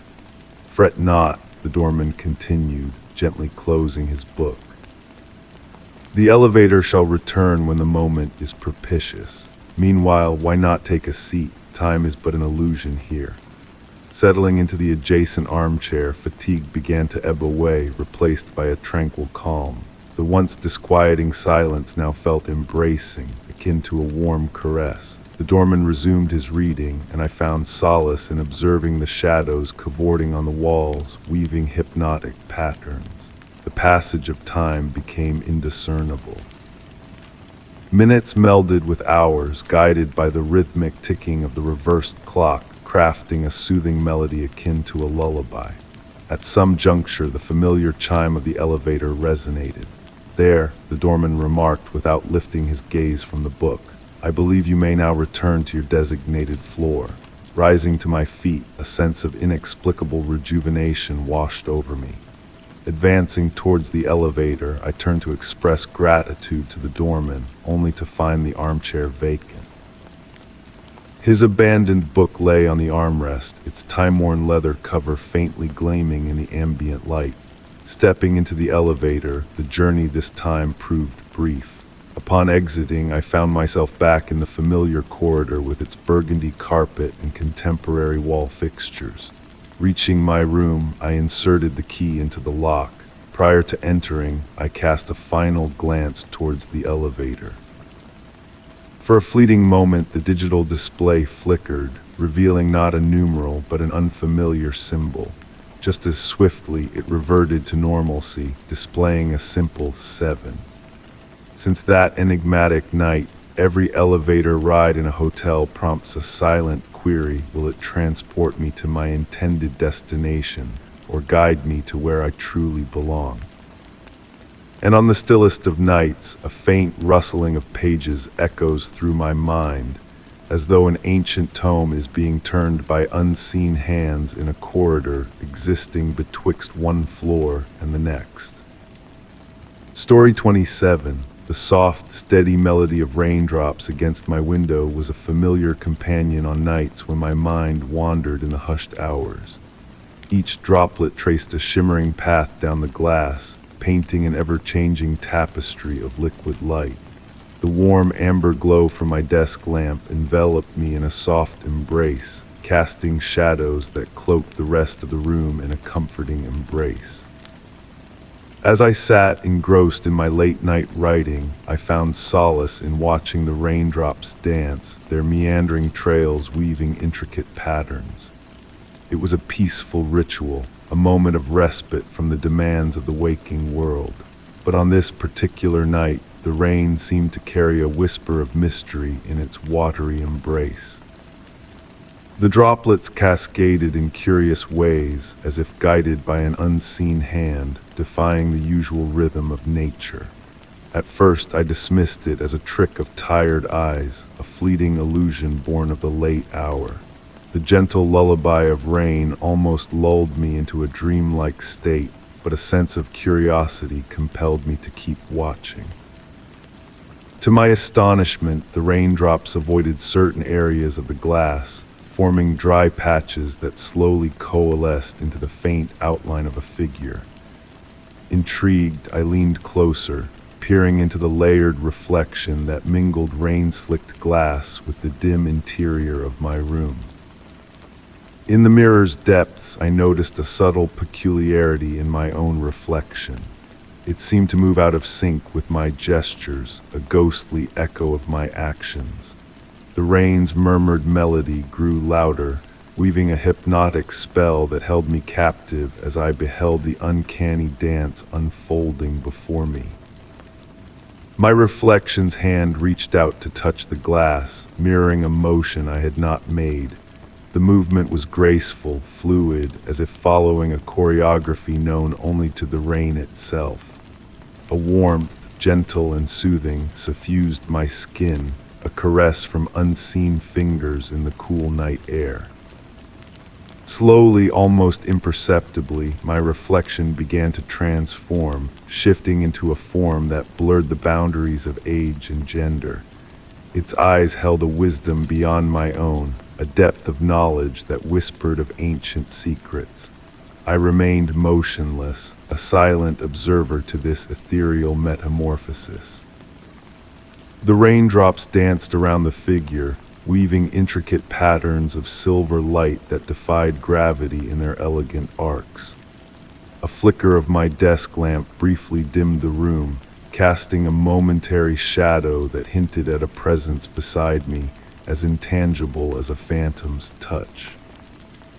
When the light steadied, my reflection returned to its mirrored mimicry of my movements, yet the rain continued its mystical choreography, swirling in circles of impossible grace.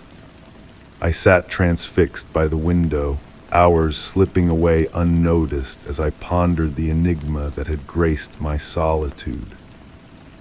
With the approaching dawn, the rain's song gradually faded, leaving behind only ordinary watermarks on the glass. But the memory of that otherworldly encounter lingered, a gentle echo in the chambers of my mind.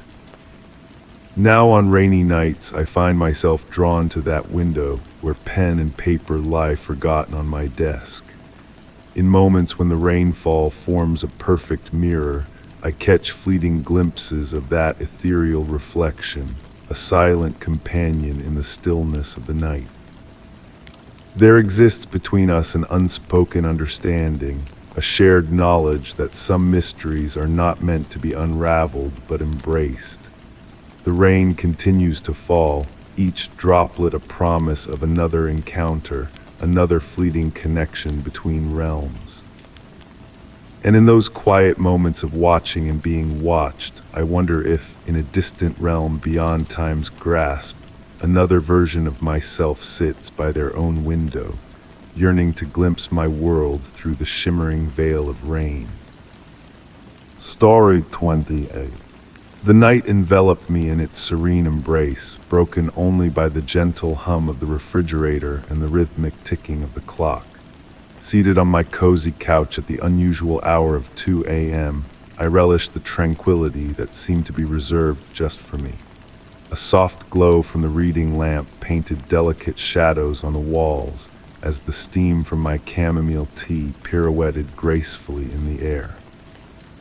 During this quiet interlude, a peculiar observation seized my attention, an anomaly in the apartment adjacent to mine. For half a year, I had never glimpsed a soul entering or exiting that mysterious threshold.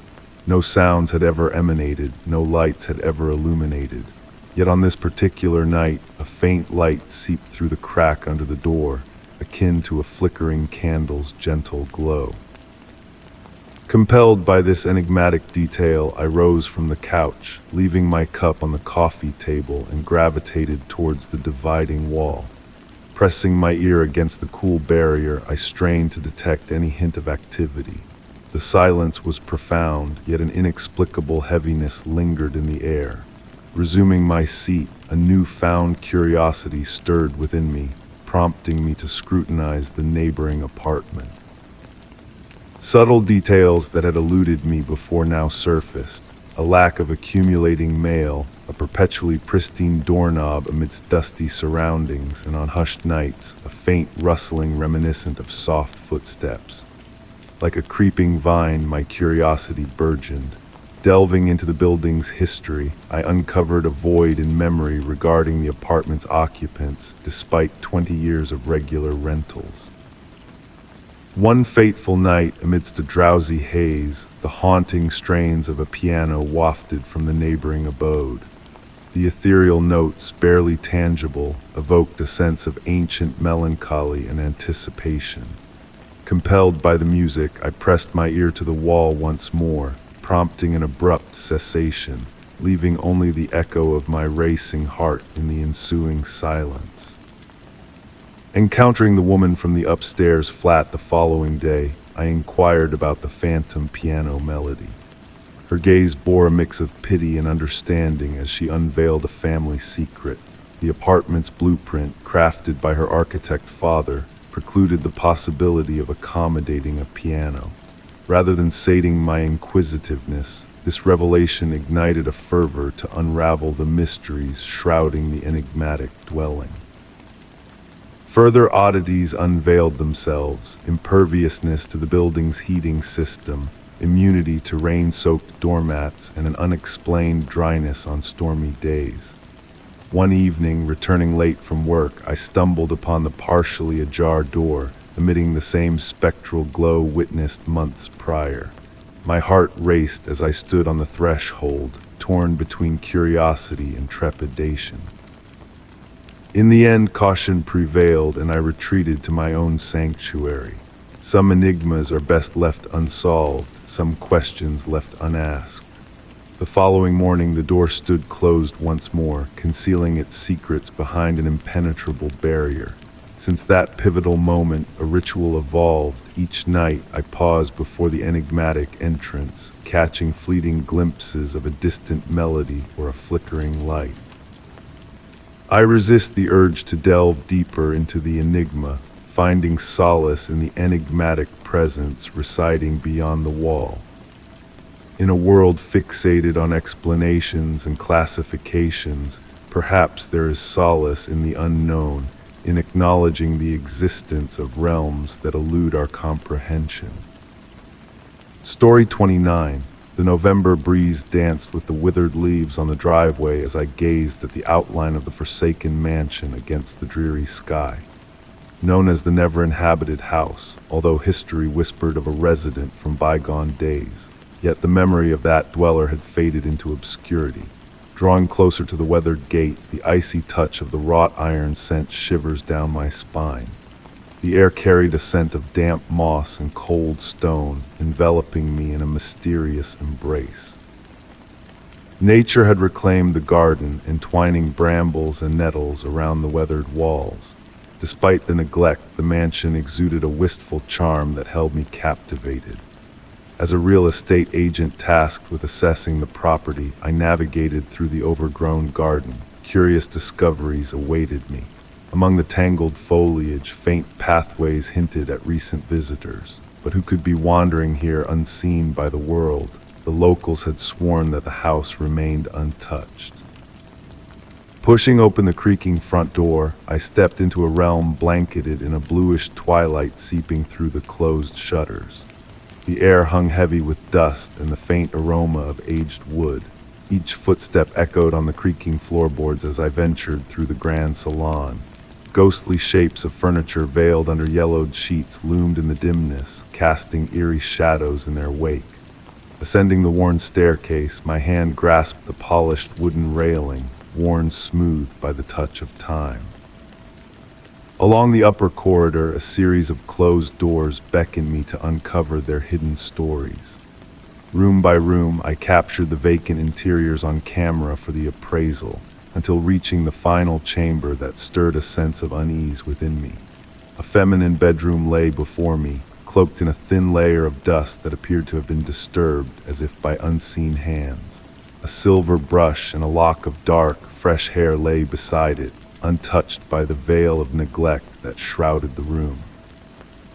The immaculately made bed bore a subtle indentation, as if a phantom presence had lingered there. Just as I prepared to depart, a flicker in the mirror caught my eye, a fleeting glimpse of a seated figure, ethereal and transient. Whirling around, the room stood empty, yet an intangible essence lingered in the air. Descending the stairs swiftly, I hastened through the salon as the shifting afternoon light cast elongated shadows around me. The veiled mirrors seemed to conceal unseen eyes that followed my every move. A soft, haunting melody drifted down from above, a melancholic tune that tugged at my senses. Pausing at the door, I strained to discern whether the humming was real or a figment of my imagination, a mere echo of the past. Departing, I closed the heavy door behind me, enveloped in a silence broken only by the occasional rustle of leaves in the garden. Glancing back as I passed through the gate, a fleeting glimmer behind an upstairs window caught my attention, a spectral glow that vanished as swiftly as it appeared. In the days that followed, I meticulously crafted my report on the property, detailing its condition, renovation needs, and potential value. Omitting mention of the enigmatic hair and haunting melody, I concluded with a cryptic note. This property possesses a unique allure that may captivate a discerning buyer. The mansion lingered on the market, a silent sentinel of the past. Whenever I paused by the rusty gate, a spectral figure flitted through the upper chambers as if suspended in a timeless dance. Perhaps the mystery of the never-inhabited house lay not in its abandonment, but in the lingering presence of a soul who had never truly departed. Story 30, the rain tapping on the roof of the ancestral home weaved a mesmerizing tune as I sifted through the final remnants of my grandmother's legacy. Nostalgia lingered thick in the air, mingling with the fragrance of aged wood and swirling dust particles illuminated by the waning sun seeping through the cream-colored drapes. Each item I handled seemed to whisper tales of bygone days, painting vivid memories in my mind. But it was when I unearthed the weathered, dark, leather-bound photo album from the depths of the box that a new chapter of mystery unfolded. Tracing the soft contours of the album cover, I placed it delicately on the ancient oak table in the living room. The musty scent of mold and aged paper wafted from its pages as I turned them one by one. Black and white photographs captured snippets of family history, weddings, birthdays, carefree summer escapades. Smiling faces of long-lost relatives stared back at me, bridging the gap between generations. The rustle of pages harmonized with the rain's rhythmic percussion on the window panes. Amidst the visual tales of yesteryears, a particular picture seized my attention, a snapshot taken in the sun-kissed garden during a summer luncheon. My grandmother, radiant in a floral dress, sat amongst her siblings, their faces illuminated by the gentle sunlight. Yet my gaze fixated on an enigmatic figure standing apart from the jovial group. Clad in a flowing light dress and a wide-brimmed hat casting shadows over her features, she remained a mystery, a puzzle piece never mentioned in the family lore. Removing the photograph from its aged confines, I discovered a cryptic clue on its back, a date, summer 1956, inscribed in my grandmother's elegant hand. No name, no context, just a bare whisper of time frozen in ink. A chill breeze swept through the room, causing the curtains to dance as the sun dipped below the horizon, cloaking the space in twilight's embrace. I illuminated the room with a soft, warm glow from an antique table lamp, casting new light on the mysterious photograph. And there, in that altered illumination, a disquieting detail unraveled before my eyes. The shadow of the unidentified woman defied logic, diverging from the angle of all other shadows in the image. A tremor of unease rippled through me, recalling a hushed conversation overheard long ago between my mother and aunt, speaking of a transient woman who vanished without a trace, leaving behind only whispers. The rain's symphony intensified, enveloping me in a trance as I fixated on the photograph. The mysterious figure seemed to sharpen in focus, the rest of the image blurring into insignificance. It was as if she beckoned me, urging me to unravel the secrets she held within her shadowed confines. Turning the photograph once more, I uncovered faint, almost imperceptible markings in the corner, barely their words etched with ghostly whispers. Tilting the paper under the lamp's glow, a message materialized. She always sees. Returning the photograph to its rightful place in the album, I hesitated to close it, as if an invisible force compelled me to linger on that enigmatic image. How many untold stories lay hidden within these walls, how many enigmas were immortalized through the lens of a camera and immortalized in the annals of time. Night descended, cloaking the house in a serene hush, the rain's lullaby a comforting backdrop to my contemplations. Seated by the window, the album nestled on my lap, I delved into a labyrinth of speculation. Who was the veiled woman, and what secrets did her gaze conceal? Was she a mere specter of the past, or did her watchful eyes linger still, unseen yet ever present? Deciding to leave the album open on the table, I bid good night to the mysterious figure frozen in time. Casting a final glance from the threshold, a flickering shadow of doubt flickered across my mind. Had she shifted ever so slightly, as if acknowledging my silent inquiry? Or was it merely a trick of the light, a haunting enigma destined to remain shrouded within the yellowed pages of a time-worn family album? Story 31. In the hush of the night, my footsteps whispered through the ancient wooden corridor, each step a soft echo in the stillness.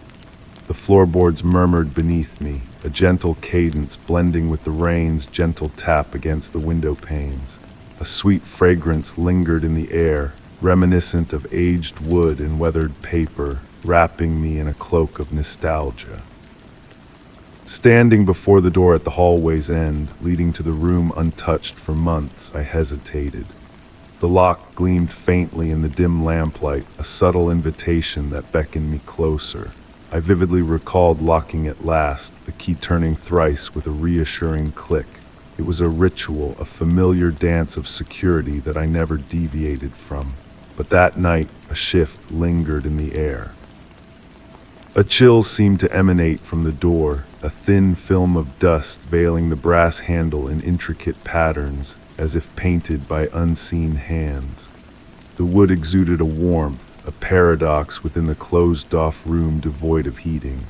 Placing my palm against it, I felt a subtle pulse beneath my touch, a heartbeat hidden within the fibers. Straining my ears against the door, I detected a faint, distant rhythm, akin to a slumbering breath. Retrieving the key from my robe's pocket, its warmth a surprise against my skin, I approached the lock with a mix of trepidation and intrigue. The key slid in smoothly, but as I turned it, resistance met me, a subtle defiance from within.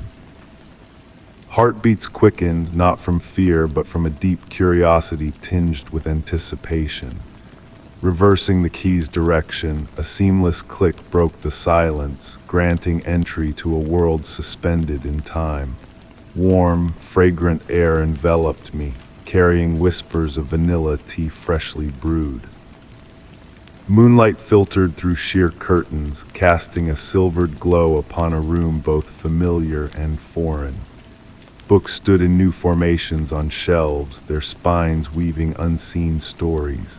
An armchair had shifted, facing the window, a porcelain cup left abandoned, a silent witness to unseen events.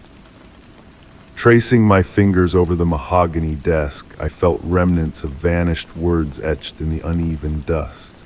A yellowed sheet of paper bore a sentence penned in a script akin to mine, yet alien to my memory. Time flows differently here. The room's silence pulsed with a hidden vitality, a symphony of whispers dancing on the edge of perception.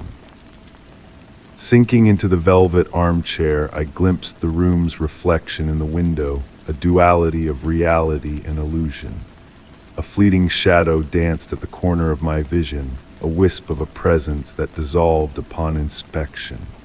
Eyes closed, I surrendered to the room's embrace, a cocoon of tranquility that transcended time. Upon opening my eyes, the room had shifted imperceptibly, a subtle alteration in every object's placement. The once empty cup now exuded warmth, tendrils of steam rising in silent invitation. Rising from the chair, I carried the weight of the room's enigma as I made my way to the door, footsteps soundless upon the wooden floor. Pausing at the threshold, I cast a final gaze back, the room exhaling a soft sigh as if a slumbering entity stirred. With a tender touch, I closed the door, the key turning in the lock with a melodic finality. Since that night, a whisper of vanilla tea and the rustle of pages linger in the air by the door, a testament to the room's secret life. I resist the urge to unlock it again, allowing the mysteries within to slumber peacefully, shrouded in the gentle embrace of silence. Story 32. On that particular night, the snow descended from the heavens with a hushed grace, draping everything it touched in a shimmering cloak of white. As the night watchman of the old museum, I wandered the quiet halls, a solitary witness to this ethereal display of nature. The ancient wooden floors beneath my feet sang a familiar tune, blending harmoniously with the soft hum of the heating system. Pausing by a towering window on the second floor, I watched in awe as snowflakes pirouetted through the air before alighting gently on the ground below.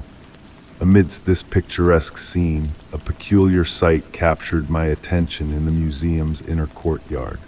A figure moved among the skeletal trees, yet what intrigued me was not the presence itself, but the absence of any trace left in the fresh snow. Instinctively, I made my way to the surveillance room, where the eerie blue glow of numerous monitors illuminated the space. Each screen was meticulously scanned in search of the mysterious figure, eventually spotting it amidst the blur of one display capturing the courtyard. A sense of unease crept over me as I decided to confront this enigma in person. Descending to the ground floor, the museum's silence enveloped me like a thick blanket, the only sound being the echo of my footsteps reverberating through the empty corridors lined with priceless artifacts. A static charge lingered in the air, signaling impending inexplicable events. Through the glass doors leading to the courtyard, the snow continued its gentle descent, a hypnotic dance that held me transfixed. And there once more was the figure cloaked in darkness, moving with an eerie fluidity across the snowy expanse. No sound accompanied his movements, no imprint left in the pristine snow. With trembling hands, I retrieved my flashlight, its beam passing through the figure as if he were a specter. His face, like the rest of him, was indistinct, as if fashioned from mist. As he turned towards me, a chill ran down my spine, and a primal instinct warred with my professional curiosity. Approaching the courtyard door, I grappled with conflicting urges. Should I draw closer or retreat? The icy touch of the glass grounded me in reality, dispelling any notion of hallucination. The figure advanced towards me, the air turning frigid, my breath forming delicate clouds. As he neared, a peculiar phenomenon unfolded behind him. Reality itself seemed to warp, objects losing their solidity, leaves suspended in an unseen force. The figure halted, and though featureless, his gaze bore into me with an uncanny familiarity, a sense of ancient recognition. Raising a hand towards the glass, his gesture held a curious gentleness, almost like a greeting. Intricate frost patterns bloomed on the glass surface, weaving cryptic symbols in a forgotten tongue. Straining to decipher the message, distant bells momentarily diverted my attention. Upon refocusing, the figure had vanished, leaving behind an undisturbed courtyard and melting frost on the glass. Days passed, the security footage revealing only falling snow in the empty expanse. Yet on nights veiled in snow-laden silence, I find myself drawn to that same courtyard door, hoping to glimpse the enigmatic figure once more. In those quiet moments, bathed in the soft glow of moonlight and falling snow, I catch fleeting glimpses of a shapeless form among the flakes. A whisper of doubt lingers in my mind. Was that encounter a harbinger of mysteries beyond our grasp, truths that leave no tangible trace, much like the figure on the pristine snow? Story 33. The snow descended softly on that winter night, draping the windowsill in a serene white cloak.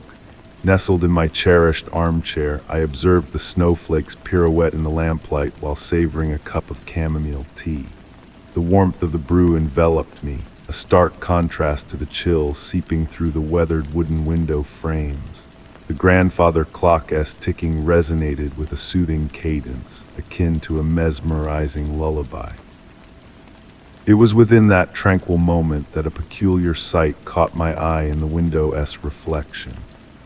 Amidst the whirling snowflakes, a semblance of a face materialized, indistinct yet possessing an otherworldly essence, as if sketched by the mist of my breath on the frosty glass. The eyes, however, bore a peculiar clarity. Profound, abyssal, they seemed to gaze at me with an eerie familiarity.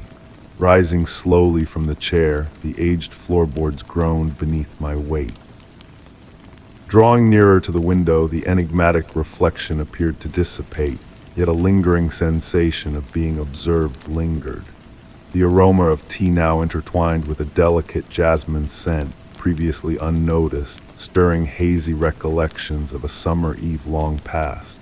Resuming my seat, my gaze continued to seek out that elusive visage in the glass. The pendulum-esque hypnotic swing persisted, its ticking now whispering unintelligible murmurs.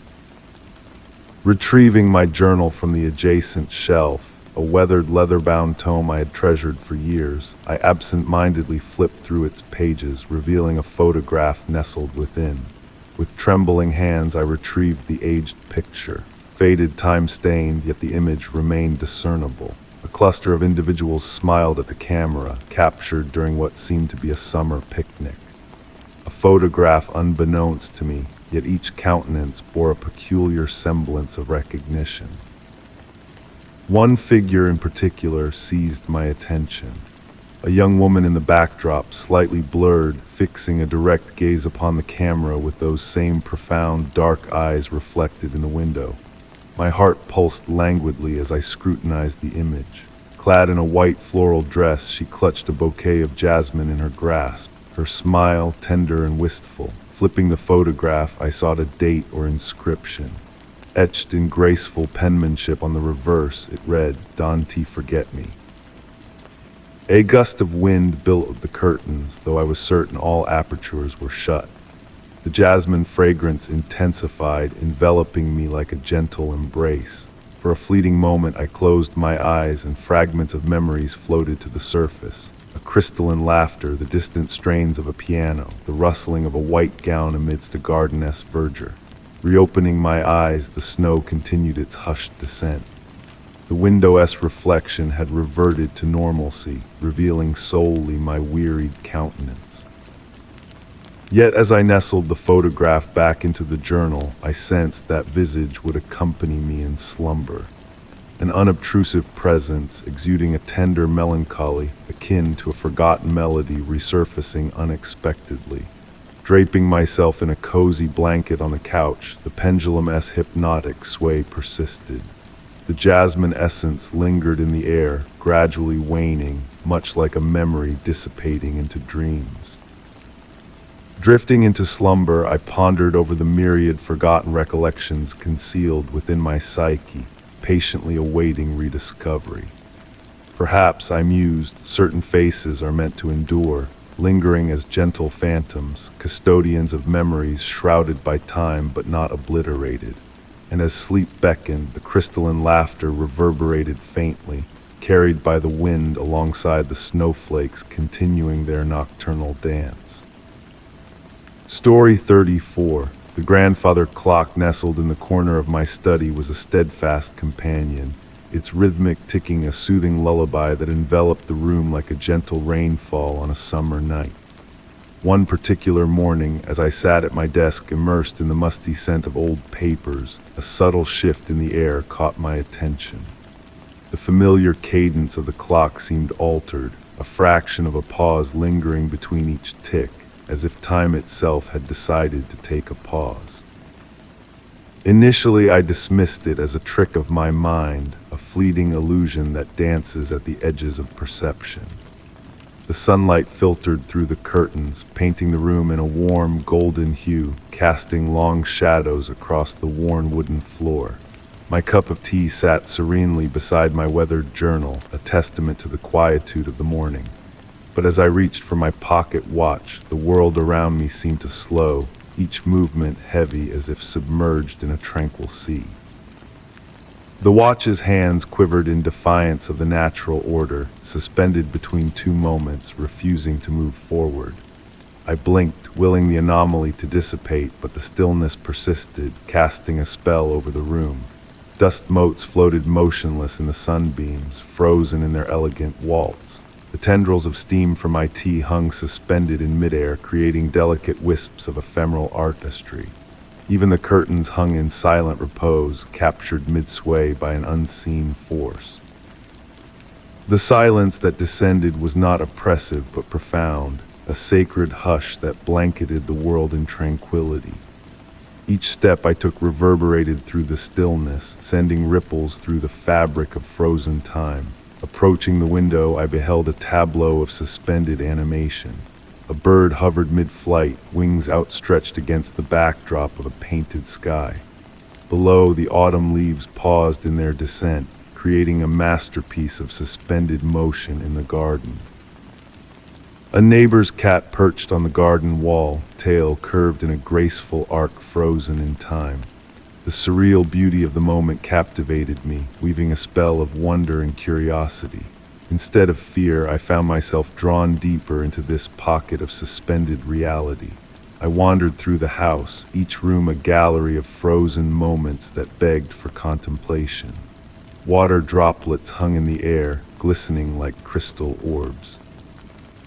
Every clock in the house stood still, yet the absence of time brought no urgency, no desire to break the spell. In the kitchen, the newspaper lay open, its pages caught mid-flutter, the headlines fading into insignificance in this timeless interlude. Returning to my study, a chill crept down my spine as I noticed a peculiar detail. While everything else remained frozen, my reflection in the antique mirror above the fireplace moved in eerie synchronicity with me.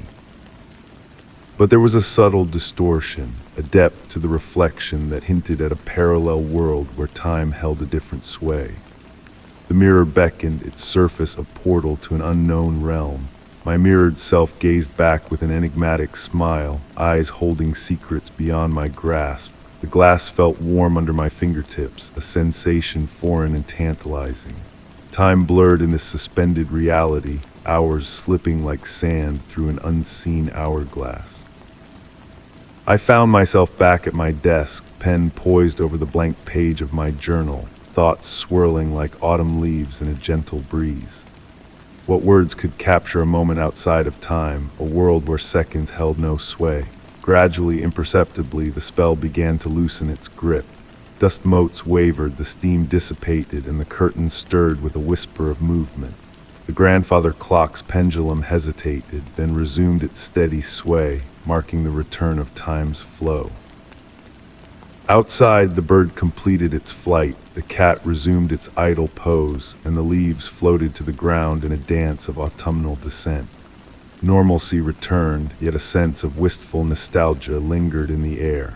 The unexplainable events of that morning remained a mystery, a whispered secret shared only with the confines of my study. The grandfather clock resumed its reliable ticking, life falling back into its predictable rhythm. But on occasion, when the light catches the mirror just so, I glimpse a fleeting reflection of the other me, the one who exists in that suspended moment where time stands still. And I wonder if in some distant reality, that version of myself still wanders through a world frozen in tranquil silence, discovering the beauty of each suspended breath. Story 35. The whisper of the autumn wind danced through the leaves as I meandered down the quiet country road, bathed in the hues of a setting sun casting a canvas of orange and purple across the sky. The GPS had long given up its guidance, but I felt no concern. Familiar with these lands, or so I thought, I continued my journey without hesitation. The dirt road snaked gently amidst hills adorned with barren vineyards, each curve revealing a new vista of serene beauty. The cool breeze crept in through the cracked window, carrying with it the earthy fragrance of moist soil and fallen foliage. In that fleeting moment, time itself seemed to stretch, allowing me to treasure each passing second. Turning right at the weathered wooden signpost, a peculiar realization dawned upon me.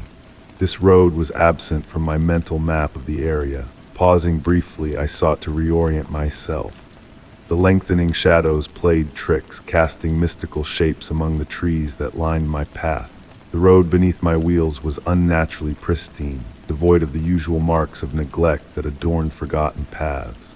No potholes marred its surface, only a smooth ribbon of asphalt fading into the encroaching evening mist. Dead leaves pirouetted lazily in the air, as if time itself had slowed to a languid pace in this enchanted realm. Pressing on at a cautious pace, I found myself captivated by the evolving landscape. The trees lining the road appeared ancient and twisted, their canopies intertwining above like a natural cathedral archway through which filtered the diminishing twilight. In the distance, faint lights flickered like misplaced fireflies, gliding gracefully among the tree trunks, appearing and vanishing like ephemeral memories. The silence enveloped me, tangible and profound, broken only by the gentle hum of the engine and the rustle of leaves stirred by the breeze. With each passing mile, the road underwent a subtle transformation, the edges blurred as if painted by an unseen hand. Shadows deepened, yet not in a menacing manner. Rather, reality itself seemed to soften, its sharp contours melting away. And then a sight caught my eye. An ancient brass mailbox stood sentinel by the roadside, its flawless surface gleaming as if freshly cast. Adorned with an intricate compass rose, it bore no name or address. As I reached out to touch it, a faint warmth seemed to emanate from the metal, a stark contrast to the cool evening air. Continuing along the meandering road, I began to notice increasingly curious details. Small stones lining the path emitted a soft, ethereal glow, as if lit from within by a mysterious luminescence. The sky above me took on a hue indescribable, a color seemingly unique to this forgot enclave. Stars timidly emerged, yet even they appeared different, as if gazing upon a sky from a distant time or realm. Time lost its meaning as I journeyed, hours folding into minutes or vice versa, until I reached what seemed to be the apex of a hill. Before me lay a small circular clearing, its ancient stone pavement pristine and inviting. At its center, an ornate wrought iron lamppost cast a warm, beckoning light. Stepping out of the car, I was met with an eerie stillness, as if time itself held its breath. In the distance, the distant lights of the city I had departed glimmered, distant and detached, separated from this mystical reality by an imperceptible veil. Surveying the panorama, I noted the road behind me had transformed. No longer modern asphalt, it now bore the marks of ancient stones weathered by the passage of countless travelers. Yet, just moments before, I was certain I had driven on a different surface altogether. Retreating to my car, I retrieved a road map from the glove compartment. Bathed in the lampost's glow, I scrutinized every detail, only to find no trace of the path I had traversed, as if I had wandered through a realm woven of dreams. Folding the map, a sudden gust of wind caused it to flutter in my grasp. For a fleeting instant, golden lines seemed to materialize on the paper, tracing a faintly glowing path before vanishing into obscurity. Blinking in disbelief, I watched as the ephemeral image dissipated. Remaining in that surreal sanctuary a while longer, I savored the tranquility that enveloped me. As I reluctantly prepared to depart, I noticed the lamppost had extinguished its light without a sound. The road ahead loomed in darkness, yet an unspoken assurance guided me homeward. Driving towards the city, I stole glances in the rearview mirror. The lamppost had rekindled its glow, its light diminishing as I distanced myself.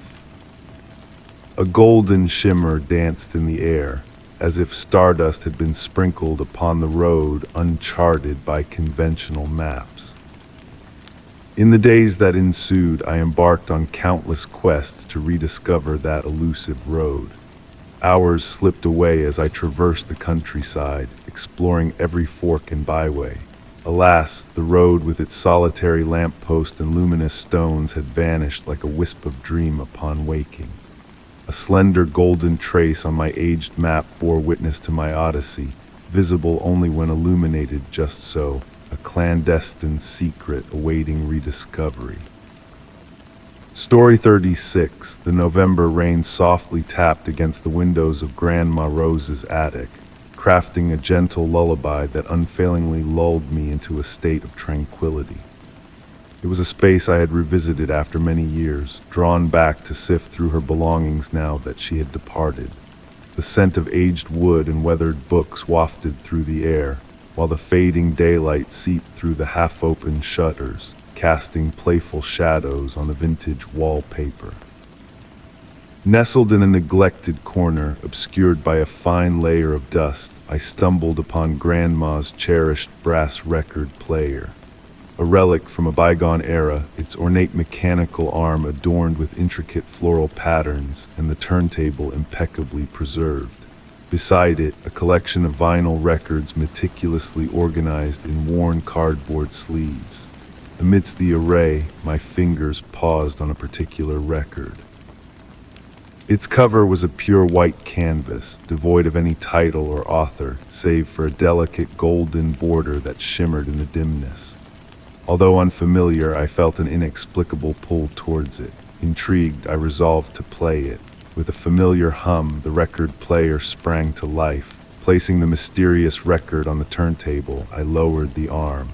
Initially, only the customary crackle of vinyl filled the room before the music commenced. A melody unfurled, a waltz performed on the piano, yet there was an enigmatic quality to the way the notes intertwined. It seemed as though the music subtly shifted with each revolution of the record, rearranging itself into new harmonies. I shut my eyes, surrendering to the peculiar composition. Amidst the music, I fancied the fragrance of jasmine, Grandma Rose's beloved bloom, lingering in the air, though it was the heart of winter. Upon opening my eyes, I discerned the shadows in the room moving in a peculiar manner, no longer mimicking the natural course of the fading daylight, but dancing to the rhythm of the mysterious melody. A figure materialized in the dancing shadows on the wall before me, a silhouette swaying to the waltz despite my solitary presence.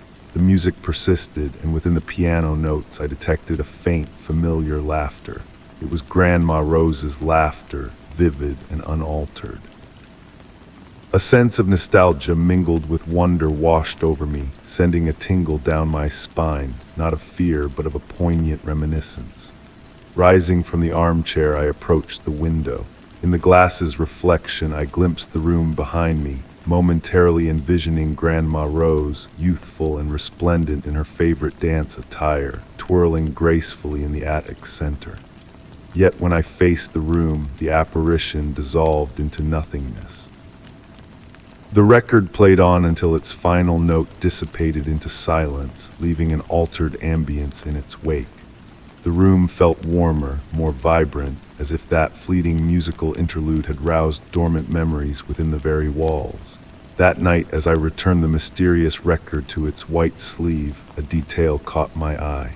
Inscribed on the inner rim in Grandma Rose's elegant script was a date, her wedding day. Beneath it, in nearly imperceptible letters, a phrase emerged: "Music is the key to our most precious memories." Since that moment, each return to the attic involved a search for that enigmatic record. Sometimes it revealed itself readily, while on other occasions it seemed to conceal itself among the other vinyls.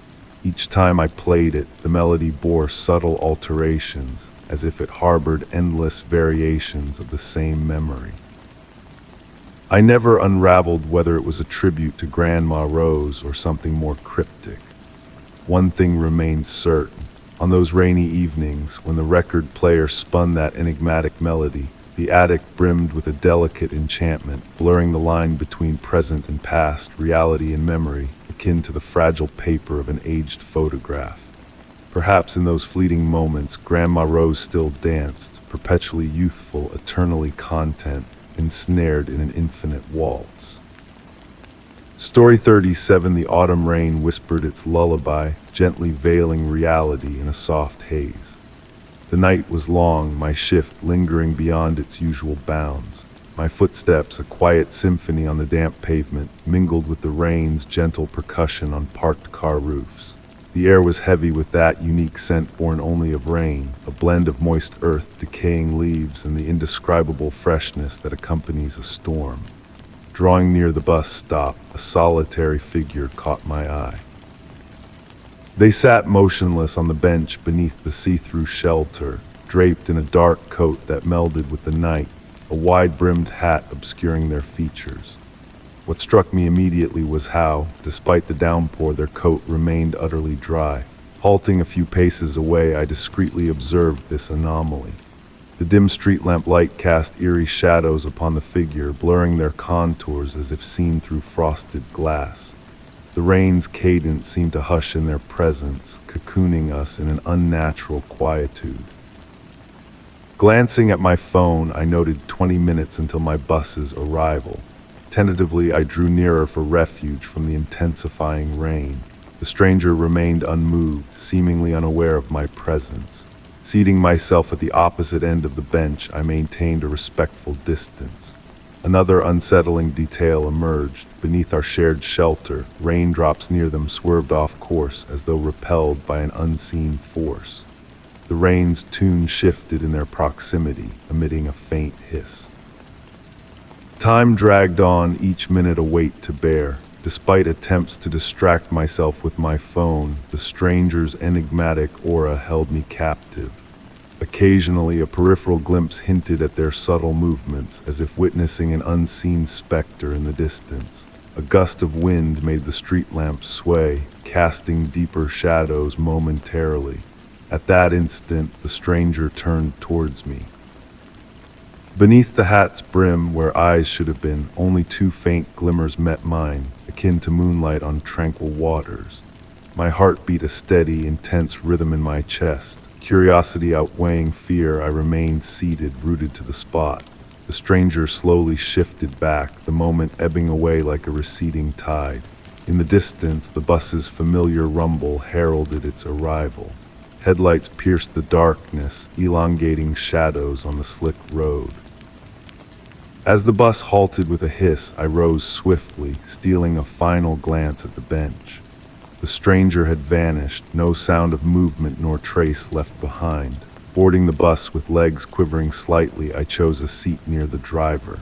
As the bus departed, I peered through the misted window. The shelter stood empty, yet fleetingly, I thought I witnessed a dark figure dissolve into the rain like smoke carried by the wind.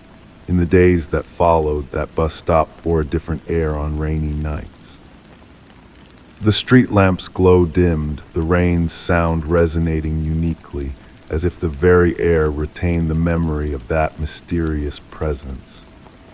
The stranger never crossed my path again, but on rainy evenings since, I've noticed certain raindrops falling askew, deviating inexplicably from their course.